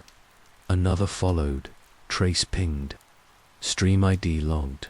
That stopped me. I stared at the camera. My name is Jamie Edlin. If anything happens to me or these people, this footage exists. The journalist raised her phone beside me. We all have backups now. It's not just him, they nodded, slowly. I felt relief, not safety, just less alone. We stayed a few more minutes. No one came, no footsteps, no dark suits, just the low hum of air moving through vents that hadn't been cleaned in decades. Then we left, one by one. I watched the others disappear into the mist of Cowgate, there, silhouettes swallowed by streetlights. 2 days later, the stream was gone. Account flagged, content removed, appeal pending. The journalist's post still existed, but it was shadow banned and searchable unless you had the link. One of the students said he was followed for a block on the way home. Another didn't show up to class. I walk past the archive door most nights now. I don't go in. I just listen. Nothing moves. But I still knock once before walking away, just in case someone's waiting on the other side. They said it was just the heat, but the water started lying around the same time people began forgetting who they were. I first noticed it in the way my neighbor, Bo Prather, kept asking where his truck was standing 3 feet from it. Bo's been a mechanic his whole life. That truck is his heartbeat. That was the moment I knew something was off. My name's Trinity Rourke. I used to write feature pieces for the Arkansas Sun-Times until the buyout. Now I run a podcast out of my cousin's bait shop, 1 county over Echo South. What started as a way to document local ghost stories and neglected towns turned into something else entirely when the Marrow Ridge Water Treatment Facility came online. The company held no press conference, no community forum. One day the marshland had herons and black willows, and the next there was concrete, blinking lights, and security fences with those strange blue signs that didn't match any federal code. The first signs were easy to dismiss. A rash here, a skipped memory there. But then came the slippage. Whole families reporting mood swings, night terrors, untraceable migraines. I brushed it off as climate stress until I met Mrs. Darnell again. She's the town librarian, kept this place literate longer than the school district has. But when she started confusing Dewey Decimal codes with area codes, I felt something break inside me. I asked her to repeat her kids' birthdays. She paused, then said, "That depends which version of them you mean." I didn't know what to say, so I started digging, and digging is something I used to be good at. FOIA requests got me nothing, but blank PDFs. City Hall told me the water board hadn't approved any new development. Yet I had photos of the mayor cutting the ribbon 2 months prior. That's when I tasted it. Metal, mint, and something faintly sweet, like memory itself. I couldn't prove anything not yet. But in that moment, I stopped recording folklore and started recording evidence. I spent the next week tracing ownership. Records everything led to Marrow Ridge Holdings, a company that technically didn't exist. No website, no physical address, just a P.O. box tied to a lobbying firm out of Little Rock. The homes they bought were always the same old and near. The edge of town, close to runoff canals. At first glance, it looked like smart investment strategy. But when I compared purchase dates with patient admissions at the regional hospital, a pattern emerged. Each sale came within days of a medical emergency. Not just any ER visit: seizures, blackouts, acute disorientation. I charted them on my office wall. Each address a red pin, each hospital visit a blue. The overlap looked like a slow infection radiating outward from the plant. I emailed the county clerk for public water quality records. The file one received was spotless almost to clean. Everything registered within normal limits. No spikes, no contamination. But I'd seen enough environmental cover-ups to know doctored data when I saw it. The timestamps were off. Every report had the exact same upload time, to the second. That doesn't happen naturally. It's batch automation. I checked my own tap water using an old portable test kit I found in my dad's toolbox. Heavy metals were low, chlorine was slightly elevated, but the outlier was lithium. Just enough to avoid detection, but high enough to affect mood. That same night, my recorder picked up static interference throbbing pulses, like a heartbeat, but only when placed near running water. I don't believe in omens, but something about it felt wrong, like the water was talking back. I tried contacting the state's Department of Health. The number rang once, then dropped. Every time I left voicemails, no response. Then I noticed my podcast subscribers dropping fast hundreds overnight. Not normal attrition, but removal. Whole episodes were missing from platforms I never touched. That's when I knew I was being watched. Or worse, managed.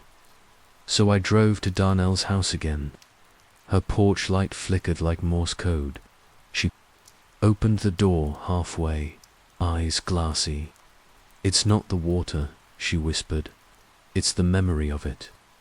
Then she closed the door and turned off the lights.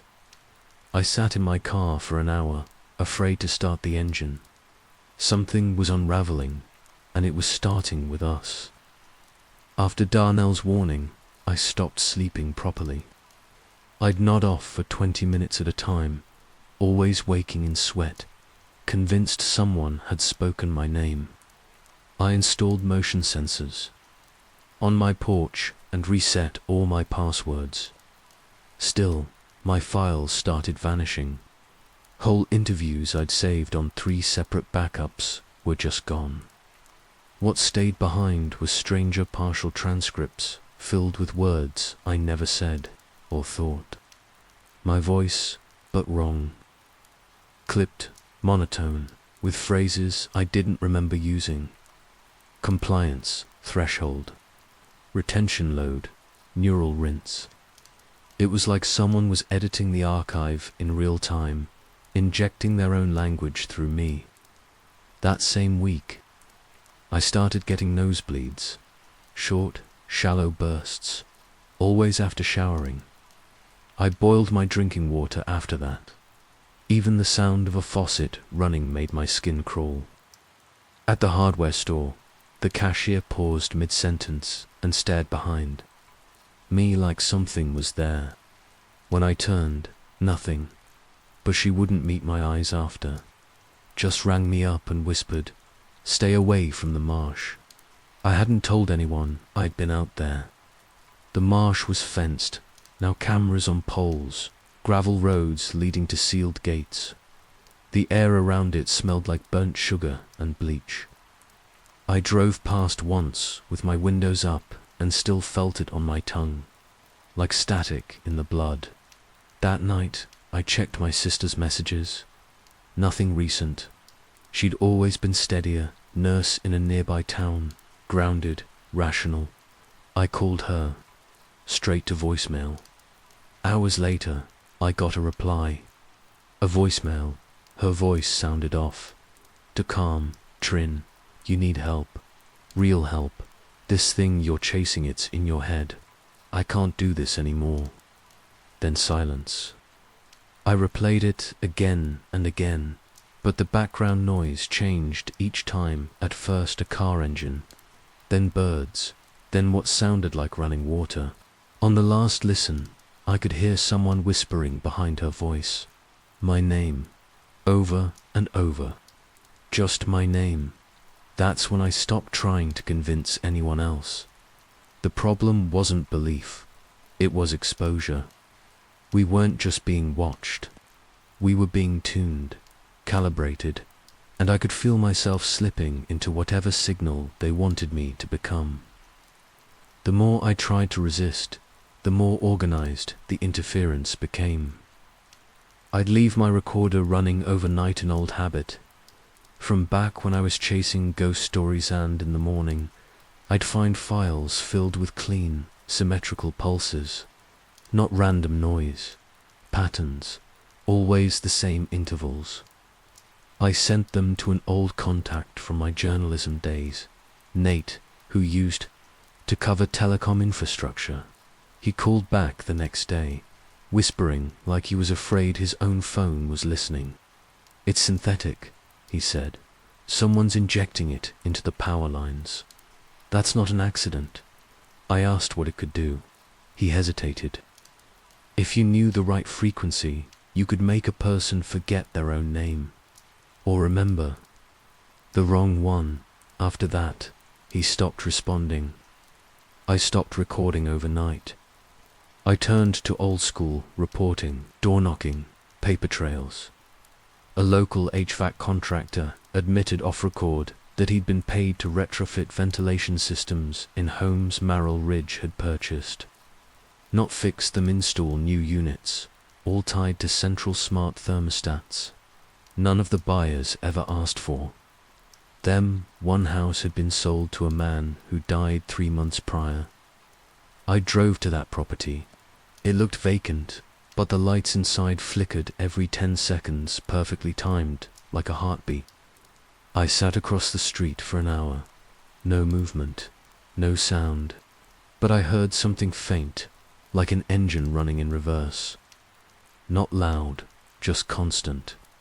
The kind of noise you only notice when it stops. I left before it did. My hands had started shaking. By then, I couldn't type straight, couldn't trust my voice on the mic. I started writing everything down by hand, like I used to in high school when I didn't trust my memory. I filled notebooks with symptoms, addresses, names, and sketches of things I wasn't sure were real. Faces I remembered seeing but couldn't. Place, people from town who had stopped appearing in public but weren't listed as missing. No obituaries, no transfers, just ... gone. I realized what I was building wasn't a case file anymore. It was a map of something invisible but spreading, and at the center wasn't the water plant. It was the hospital. I hadn't set foot in the hospital since my dad died there 5 years ago. Back then, it was a small facility with flickering lights and a vending machine that always ate your dollar. Now, it was a 4-story monolith with tinted windows and a new wing under constant construction. No press releases, no funding drives, just steady expansion, like it was preparing for a population boom no one had asked for. I signed in under a false name, old trick from reporting Days End, pretended to be researching rural health trends. The receptionist didn't even look up, just slid a visitor badge across the counter with the same dead expression I'd seen too many times lately. The elevator smelled like fresh paint and ammonia. I took it to the 2nd floor, then used the stairs to go back down to the basement. That level wasn't listed on the directory, but I'd seen the maintenance trucks loading supplies there. At night. Last week, I saw a janitor swipe a card from under the fire extinguisher on the 3rd floor, right before disappearing through a staff-only door. I waited until the same shift rotation tonight and checked. Still there. I borrowed it. Without hesitation. Inside, the hallway was silent, except for a low hum that seemed to come from inside the walls. The air was heavy, damp. Along one side were intake pipes, thick as tree trunks, running directly beneath the hospital's foundation. I followed them until I reached a touchscreen diagnostics terminal, old model, yellowed at the corners, probably a decade behind on updates. I expected a login screen, maybe even a lockout. Instead, the screen blinked once and booted straight into admin mode. No password, no firewall, just a menu like it was still in test configuration. For options, flow rate, additive schedule, monitoring log, override. I opened the log. Every entry was recent, all the same additive, not chlorine, something called LX4-2R. No description, just quantities and timestamps. Every day, same dose, no gaps. Before I could scroll further, the hum in the walls stopped. For a second, everything was quiet. Then I heard the pipes creak, not from pressure, but movement. Like something inside was shifting. I backed away. I didn't run, not yet, but I felt it, then the clarity. This wasn't just about water, it was about control. And whatever LX for 2R was, we were drinking it every day. I left the hospital through the freight exit and drove without thinking, windows down, music off. The breeze felt sharp, like it was trying to pull the air right out of me. I ended up outside town limits, past the old pecan grove, where the reception gets patchy and the sky opens wide. There's an abandoned ranger station there, no roof, no plumbing, just walls and quiet. I parked behind it, and waited for my hands to stop shaking. They didn't. That night, I listened back to the recorder I'd hidden in my car during the hospital visit. Nothing but faint static until the moment I'd accessed the terminal. Then a pulse, slow, low frequency, like a heartbeat, played backward. Over it, just barely audible, was a voice, my own, saying things I never said. Consent confirmed, dose maintained, drift holding. I played it 10 times. The words never changed. That's when it stopped being paranoia. I was being used, my body, my voice, maybe even my memory. The rashes, the lapses, the disappearing people, it all pointed to one thing.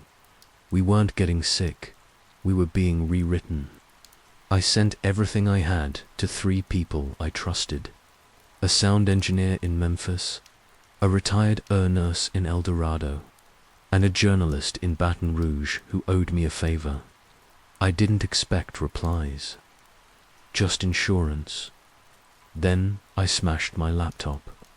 Not out of anger, just necessity. I couldn't risk it being traced. My burner phone rang later that night. Blocked number. I answered anyway. The voice on the other end was trembling. Male, older, maybe. Mid-60s. I was on the hospital board, he said. I left last month. Couldn't take it anymore. I asked him what they were doing. There was a pause, then a sound I couldn't place, like a distant engine, rising and falling. They're lowering resistance. That's all I know. Something to do with long-term zoning and insurance data. Cheaper to manage a sick than healthy. Easier to relocate, easier to buy. Then he said one last thing. Don't go near the treatment plant at night. You'll see the light. It's not blue, it's violet. If you see it, it's already too late. I hung up and waited for morning, but sleep never came. Only the hum. 3 weeks have passed since I published everything. Audio, interviews, internal logs, all of it. I didn't wait for clearance or feedback. I dumped it straight into the feed. No edits, no music. Just truth, flat and raw. The episode hit hard. Then the platform flagged it. Copyright claim. Nothing in it was protected, but it didn't matter. It was pulled within hours. By then, it had already been downloaded thousands of times. Enough to float, maybe, maybe not. Now I live in a borrowed cabin 2 counties east. No Wi-Fi, no running water. I filter creek runoff and keep 3 burner phones rotating. My car stays packed, tank never drops below half. I sleep in shifts. When I close my eyes, I hear the pulse. Not in the air, but inside, me steady, quiet, like my blood is repeating something I forgot how to ignore. I haven't seen my sister, haven't tried. Whatever they did to her, it worked. That voicemail still replays in my head like a bruise. The town's under something they call environmental review now. Trucks come and go. Drones hover at low altitude, mostly at night. No arrests, no statements, just silence.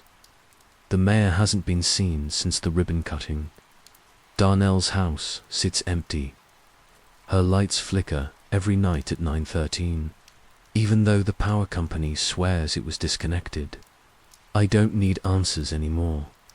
I need distance, but I'm not done. I still record, not for broadcast, for memory.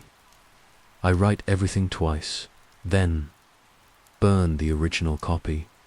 What matters now isn't exposure.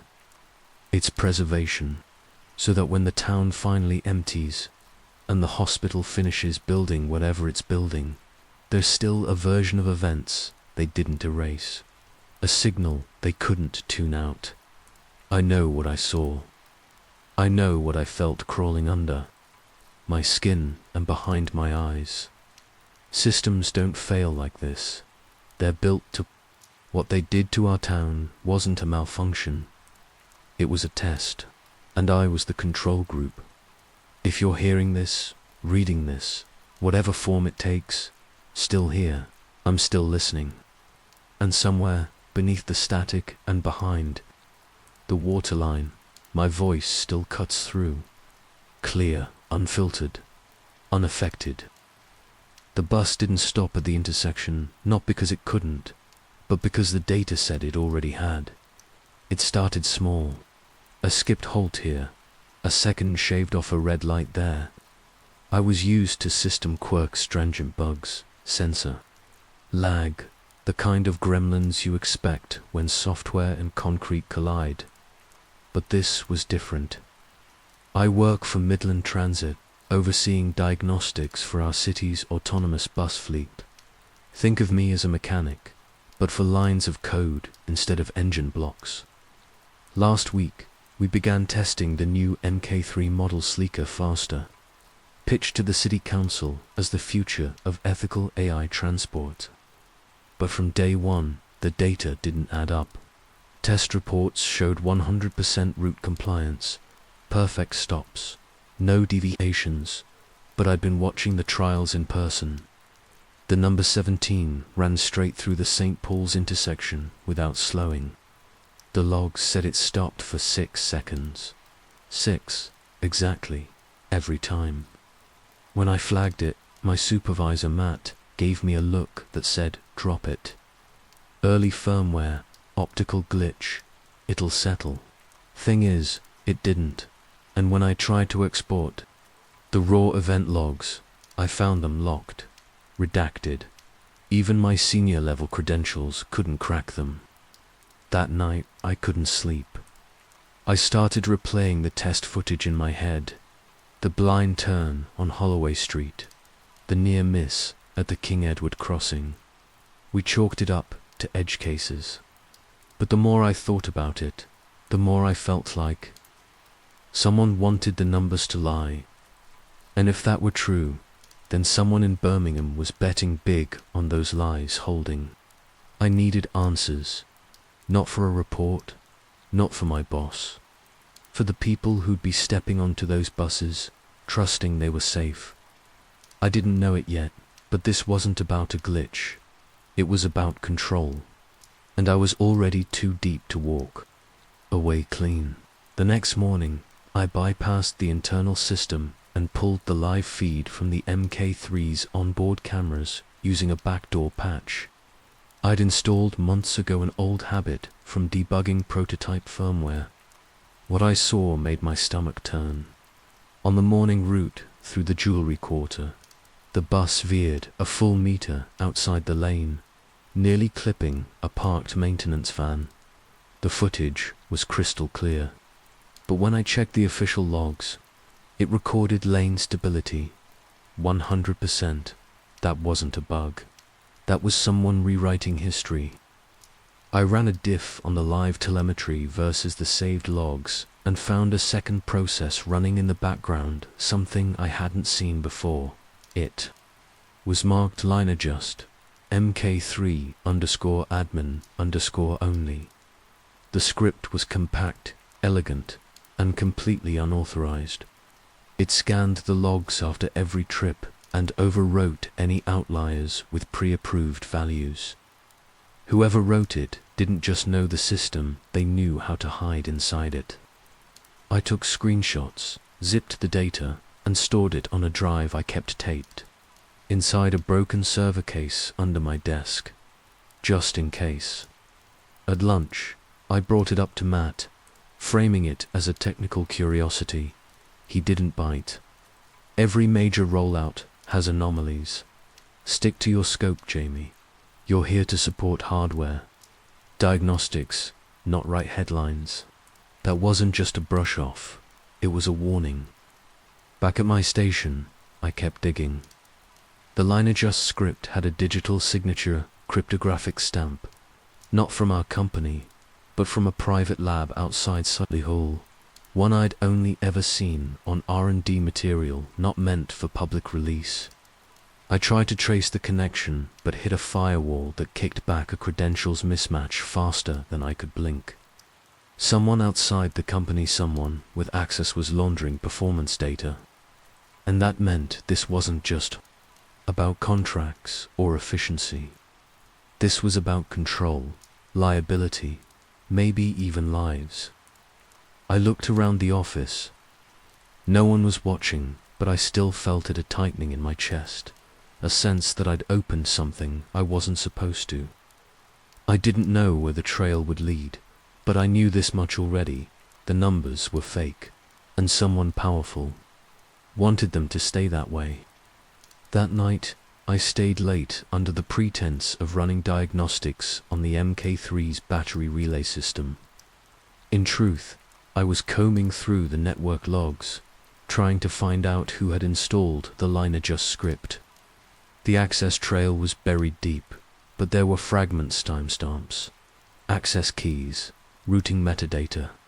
One name surfaced more than once: H. Darnell. I recognized it from a vendor badge I'd seen a few weeks back. He wasn't one of ours. Outsourced. Contractor, supposedly here to consult on vision module calibration. According to HR records, he'd left 2 weeks ago. But the last timestamp from his login, 2 days ago, that meant someone kept his credentials active. Either he was still around unofficially, or someone else was using his profile to move freely through the system. I flagged the badge entry logs, and saw something worse. Darnell had swiped into the West Yard facility last night. That building housed the offline Mk3 units and a direct uplink to the test deployment cluster. It was also off-limits after 7 p.m. unless you had senior exec clearance. I didn't, but I knew who did. Matt. I ran a permissions audit and found something. Buried in the legacy files, a subroutine labeled Transit 1 Override, tied to a local IP inside City Hall. The last edit came from that IP at 2:14 a.m. the night before the last public safety audit. That explained the perfect test results. The system wasn't faulty, it was lying on command. Worse, it was designed to do so when the right switch was flipped. I sat back in my chair, the glow of the terminal washing over a sudden realization. This wasn't a test anymore. They were preparing to go live. The rollout event was scheduled for Monday. That gave me 5 days. 5 days to prove that the system people were about to trust with their lives couldn't be trusted at all. I copied everything to a separate drive and pulled the network plug from my terminal. From here on out, I was working offline. I didn't know who to trust, but I knew this much: whatever Transit 1 Override was, it wasn't just code. It was a lie dressed up as progress. And if I didn't stop it, someone would get killed. The next morning, I noticed the lock on my cabinet was slightly offset. Nothing looked missing, but I knew that drive I'd hidden inside the dead server was no longer safe. Someone had been here. I checked the camera feed for the diagnostics lab. The logs had a gap between 2:03 and 2:22 a.m. No power outage, no system restart, just silence. Someone with admin access had wiped it clean. When I asked IT about the missing footage, they gave me the same corporate line I'd heard before: routine maintenance. But I saw the shift in their eyes, that subtle tension when they realized I was asking questions I wasn't supposed to. They weren't in on it, but they were afraid of whoever was. I went home early, said I felt sick. That part wasn't a lie. My hands were trembling. The drive was still with me, now in my backpack, wrapped in an old jumper and buried beneath receipts and broken headphones. I didn't sleep. Around 3 in the morning, I heard movement outside. A car door a soft set of footsteps on gravel. I peered through the blinds. A silver hatchback I didn't recognize sat across the street, engine still running, lights off. A man stepped out. He didn't knock, just stood there, facing my building, like he was waiting to be seen. Then he got back in and drove off. No plates on the rear bumper. By dawn, I'd made up my mind. I booked a meeting with Leela Curtis, a former transit safety officer turned independent consultant. I'd met her once during a compliance audit. Years ago, she was sharp, direct, and didn't work for anyone anymore. I didn't tell her everything over the phone, just enough to get her interested. We agreed to meet in a cafe outside Digbeth, a quiet spot away from corporate zones. If I was being followed, I needed her to see it for herself. I printed out the logs, the edit trail, even the ghost access points, and sealed them in a plain folder. I wasn't a whistleblower yet, but I was done playing blind. Whatever was happening in Birmingham, it wasn't just fraud. It was a threat, and now someone knew I was onto it.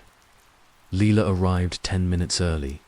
She ordered tea, sat with her back to the window, and waited without looking around. That was her way, controlled, precise, always watching without appearing to. When I slid the folder across the table, she didn't touch it right away. "You said this isn't just a glitch," she said, "so tell me what it is." I gave her the short version, falsified safety data, a hidden script that rewrites errors, the override link to a government IP. I kept my voice low, steady. She listened without interrupting, her eyes locked on mine, scanning for doubt. "Who else knows?" she asked. "Just you." That wasn't true. I'd left a backup with a friend in case something happened to me, but I needed her to believe she was my only line out. She opened the folder, scanning the logs, then tapped a line near the middle. "This one Donnell's credentials. You're sure he's gone?" "HR says so, but someone's still using his access." She nodded slowly. "This isn't just about a contract bid. If the city signs off on those safety figures, it locks in funding for a 10-year deployment. That's enough money to buy silence at every level." I hadn't said it out loud yet, but hearing her speak the truth made it real. "So what do we do?" I asked. She slid the folder back across the table. "You go to the press. It gets buried. They'll call it sabotage or a disgruntled tech's revenge. But if you prove the system fails in Publicon, record no one can deny it." "You mean cause a failure?" "I mean show one. A real one, on the next live trial." The live demonstration was scheduled for Monday, a full route with passengers and media coverage. If I could intercept the override, disable the corrections, and let the system run raw, the MK3 would reveal itself. "You'd have to bypass Transit 1 mid-route," she added. "You've got one shot." I stared at the folder, then back at her. "If it works, they'll come for me." She didn't flinch. "They already are." I nodded once. There was no turning back. Monday would either clear the air or crash the whole illusion. Monday came with grey skies and quiet streets, the kind of morning that made the city feel half asleep. I arrived early at the launch site, posing as part of the diagnostics team. A branded vest and an old access badge were all I needed to blend in. The MK3 idled at the curb, polished and silent, its front panel displaying a cheerful scrolling banner. "Future of Transit starts today." I slipped into the maintenance console before final checks began. No one questioned it. Too many moving parts, too many names on the roster. I found the Transit 1 override script running live, masking lane drift, recalculating stop durations, scrubbing error reports before they reached the server. I disabled it. Just like that, a single line of code commented out. The system blinked. Once, stuttered, then kept running. It was like pulling the mask off a performer. Mid-show everything still moved, but now you could see the strain. I stepped off the bus just as the trial team arrived. Press, local officials, and a small group of selected passengers. Among them was Councillor Weller, the one who'd pushed hardest for this deployment. He shook hands, smiled for the cameras, and boarded like he had nothing to fear. The route began at exactly 10 a.m. I followed in a trailing support van, pretending to monitor from afar while watching the raw telemetry feed on a secure tablet. By the second turn, the system lagged. Lane drift increased. Pedestrian detection grew erratic. The Mk3 slowed too late at pedestrian crossings, then at Holloway Street, the same intersection I'd flagged weeks ago. It rolled past the line by a full meter. One passenger braced against the seat. I saw Weller's expression shift in the cabin footage, confused, then nervous. The support team whispered into radios. I stayed quiet. This was the system, unfiltered. No illusions, no edits. By the time the bus reached the city centre, the public feed cut to a still image, claiming a technical interruption. But the passengers were already calling out the jolts and delays. The media had footage. The illusion had cracked. I didn't celebrate. I just watched as a lie unraveled in real time, knowing the hard part was still to come. By noon, the test was over. The Mk3 returned to the depot under escort, and the support team closed ranks fast. A press rep from the city called the issues minor calibration delays, but passengers had already uploaded clips jolts at crossings, late stops, a near miss on Broad Street. The footage spread faster than any prepared statement. I left the scene quietly, ducking through service corridors and out a side gate. Leela was waiting at a nearby cafe, already glued to her phone. "It's out," she said without looking up. "Local news is running it live. A city official just called for a full review of the data infrastructure." I sat down, not speaking. My nerves hadn't caught up with the fact that it was done. "What happens now?" I asked. She locked her phone. "That depends. If they bury it, you'll get discredited. If they don't, you just made enemies with deep pockets." I nodded, still half numb. The system had failed, publicly and verifiably. The override was logged, the safety metrics collapsed under scrutiny, and the footage confirmed it all. There was no easy way to spin that. That night, I stayed at Will's flat. He's an old friend from school now, works evenings at a metal shop, and doesn't ask questions when you turn up with a backpack and a tired look. I handed him a copy of the logs and told him not to open it unless something happened to me.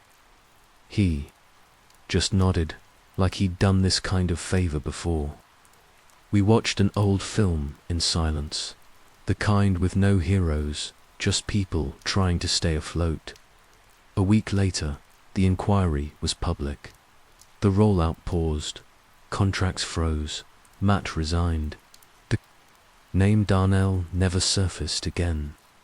The Mk3 South remained in the depot, silent and polished. I never walked near them. Even from a distance, I felt it like static just behind the eyes. That hum beneath polished code that once made people believe they were safe. Most nights I sleep.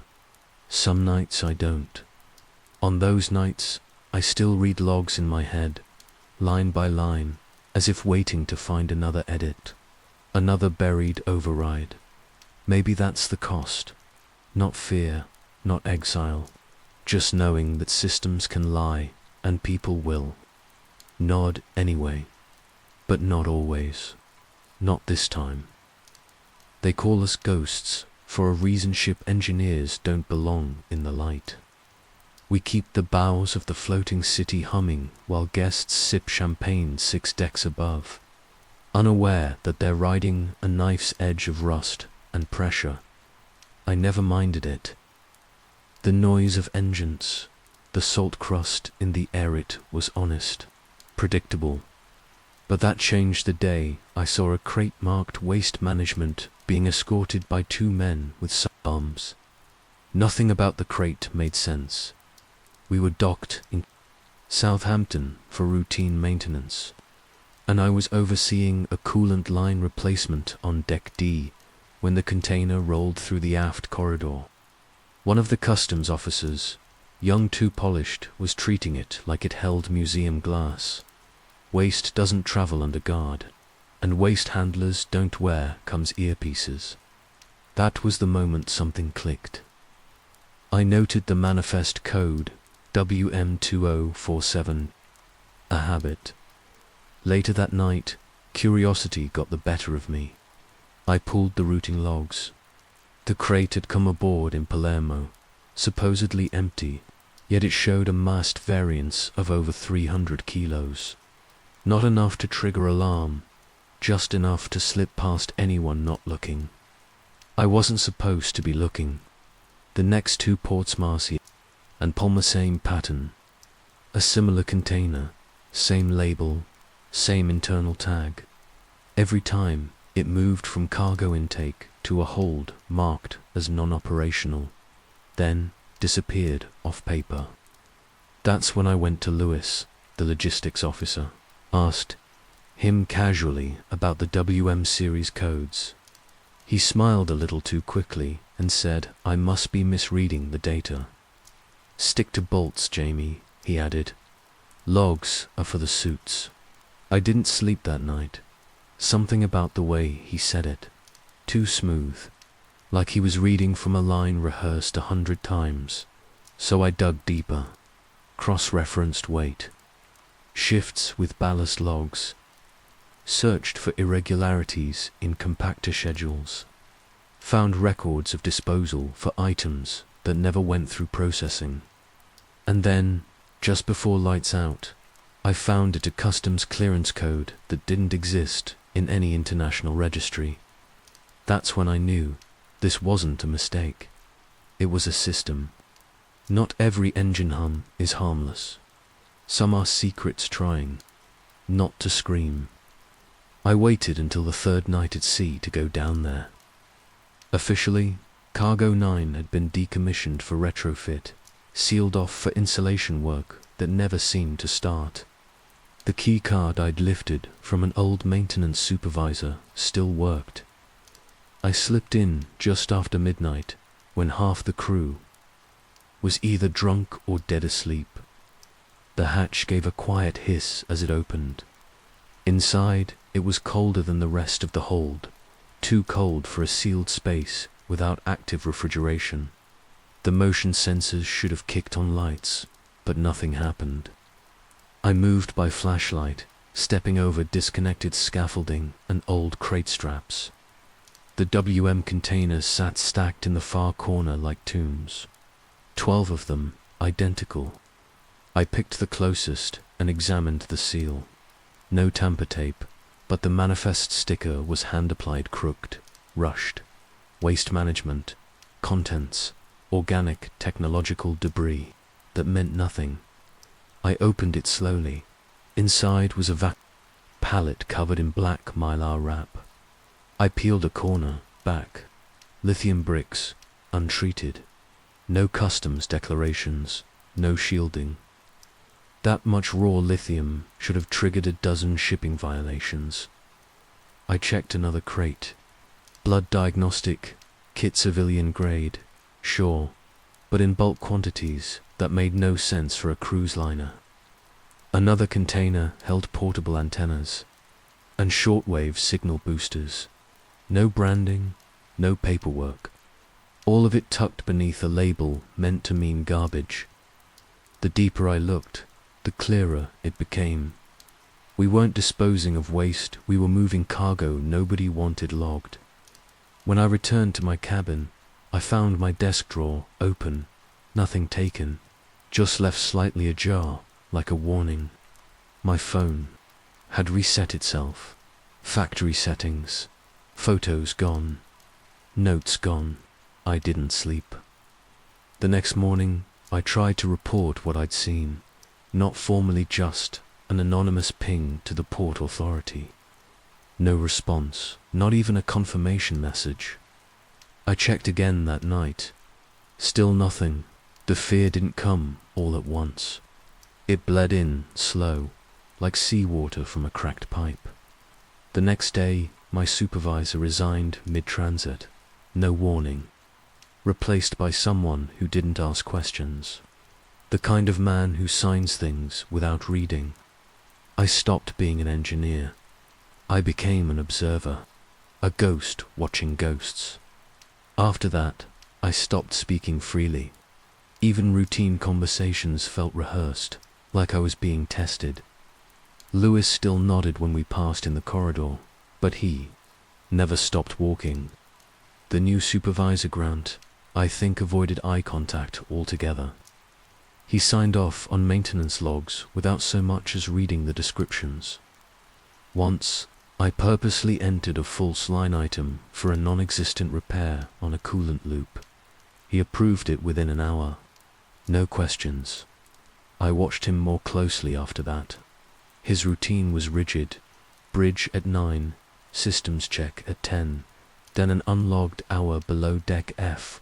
Always the same timing. Always alone. I started saving everything. I built a copy of the route logs, storage manifests, ballast reports. Used a secondary server that ran backup cooling diagnostics one. They hadn't patched since the last dry dock. I hid a micro SD card inside a stripped breaker panel behind my bunk. At night, I copied photos, container IDs. I kept the files disguised as temperature-censored data. Harmless, boring. But the more I recorded, the less secure I felt. People I'd worked alongside for years began acting off. Conversations stopped when I walked into rooms. One engineer I trusted, Rana, suddenly transferred off the ship after calling in sick 2 days in a row. No goodbye, just gone. Then came the knock. It wasn't loud, just a soft double tap on the cabin door. I opened it to find no one there. Just a maintenance report hanging from the latch. A form I hadn't requested, signed by me, for an inspection that didn't exist. I checked the security feed from the hallway outside. The file was corrupted, only static, nothing else. I stared at that blank feed longer than I should have, trying to convince myself it was just a glitch. But I knew better.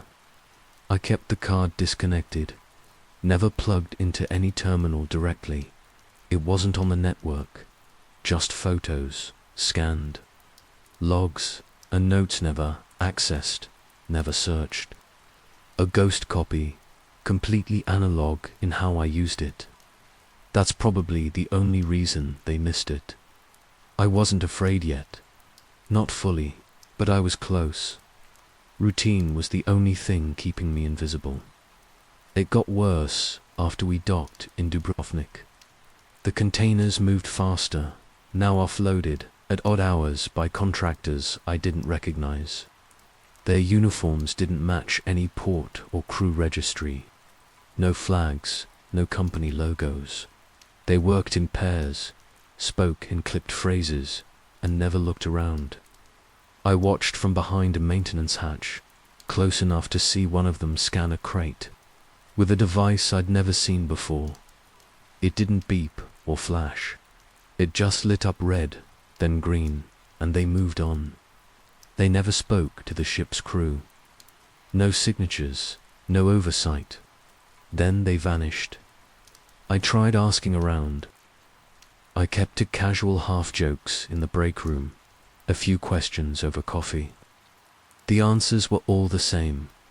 A shrug, a chuckle, a reminder not to stress over things outside my pay grade. But I could see it in their eyes. They knew something, or they were trying very hard not to.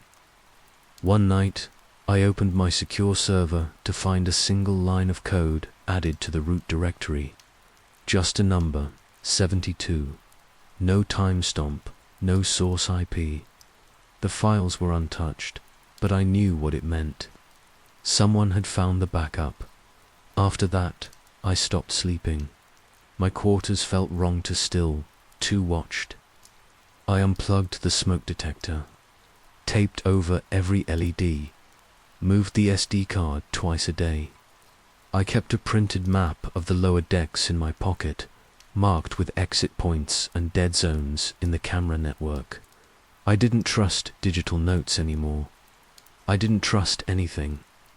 One night, walking back from a late shift, I passed the stairwell near Cargo 9. I saw someone standing there, just a silhouette in the red emergency light, motionless. I froze. They didn't speak, didn't move, just watched as I walked past, my footsteps echoing louder than they should have. I didn't look back. I couldn't when I reached my door. It was unlocked. Inside, nothing was missing. Nothing moved. Just the same sense of being several steps behind something I couldn't see. That's when I realized Di wasn't resisting anymore. I was unraveling, quietly, without anyone noticing, including me. By the time we reached open waters between Athens and Naples, I was operating on autopilot. Wake, work, copy, hide. I stopped trying to reach authorities. Asterisk. The port systems wouldn't take my messages, and anything I sent from my satellite terminal came back flagged as undeliverable due to routing error. It wasn't an error. Someone was blocking it. I watched engineers I'd known for years become background noise. They smiled, but they didn't see me. Conversations shifted when I approached. Tasks I used to handle were reassigned without explanation. The engine room felt colder, like the heat wasn't reaching the vents. Or maybe I was just slipping too far inside myself to notice. I knew the risk I was about to take. I had gone over every detail twice. Then again, the ship's propulsion system relied on a redundant cooling loop, 2 lines running parallel, one active, one standby. I initiated a minor fluctuation in both, just enough to cause a cascade. Not a failure, a stutter, a fault that would escalate under load but wouldn't trigger during checks. Something that looked like a routine anomaly until it forced the engines offline. I set the trigger to activate 26 hours into our transit, far enough from port to require external inspection, close enough to ensure passenger safety. I scrubbed the logs, buried the script behind a pump calibration routine. If they found it, they'd see a mechanical glitch, not sabotage, but I wasn't sure it would work. If the timing failed, if the cascade stopped short, they'd trace. It tanned, they'd trace it to me. I sat through the last few hours before the trigger, like a man waiting for a fuse to burn down. Every shift, rotation, every unexpected knock on the bulkhead made my chest tighten. When the alarms finally sounded, I was already in the backup room, watching from a secondary monitor as the crew scrambled to diagnose. I played dumb like the rest of them. No propulsion, no radio uplink. We drifted. Maritime law required inspection if environmental systems dipped below baseline. They would come, not because I called them, because the ship demanded it, and they did. 48 hours later, an unmarked customs vessel docked alongside. No fanfare, no announcements, just quiet, stern officials who went straight to cargo. 9. I watched from a secured feed. They broke open 3 of the containers before the footage cut out. When it returned, the crates were gone. No formal notice was issued. The crew was told that the inspection revealed mislabeled cargo and that the containers had been rerouted for legal clarity. That phrase, legal clarity, showed up in every internal message that week, like a rubber stamp. No one asked for details. They knew not to. The official report called it an unscheduled mechanical delay. That was all. No mention of the seized cargo, the customs team, or the hours spent scanning the lower decks. Passengers were offered complimentary wine and cabin upgrades, a gesture to keep them from asking why a luxury liner sat adrift for 2 days in calm seas. But below deck, things shifted. Grant stopped showing up to shift briefings. Lewis was gone entirely. No explanation, no farewell. Their cabins were sealed, names scrubbed from the roster. A new officer stepped in, a woman with an accent I couldn't place and a stare that never lingered long enough to challenge. She issued no memos. She spoke only when required. But the crew fell in line. Grant didn't officially resign. One morning he just didn't show up, and that evening the woman took his chair during the briefing. No introduction, no title. When I asked where Grant had gone, she looked at me flatly and said, "Rotations change. Focus on your panel." No one else said a word. That silence told me more than any answer could. My server was wiped 3 days later.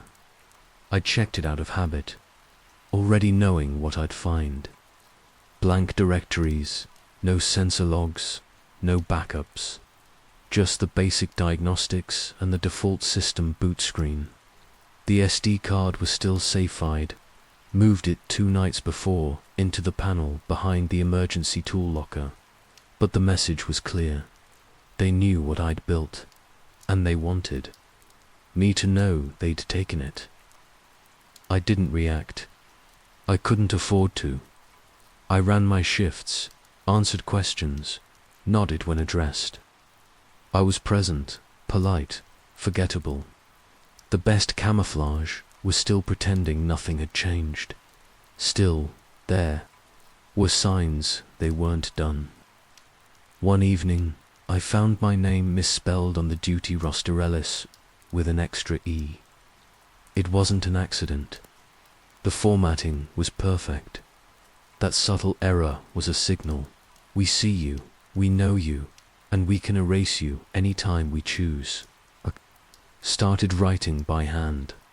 Logs, coordinates, shifts in crew movement, changes in shipping routes.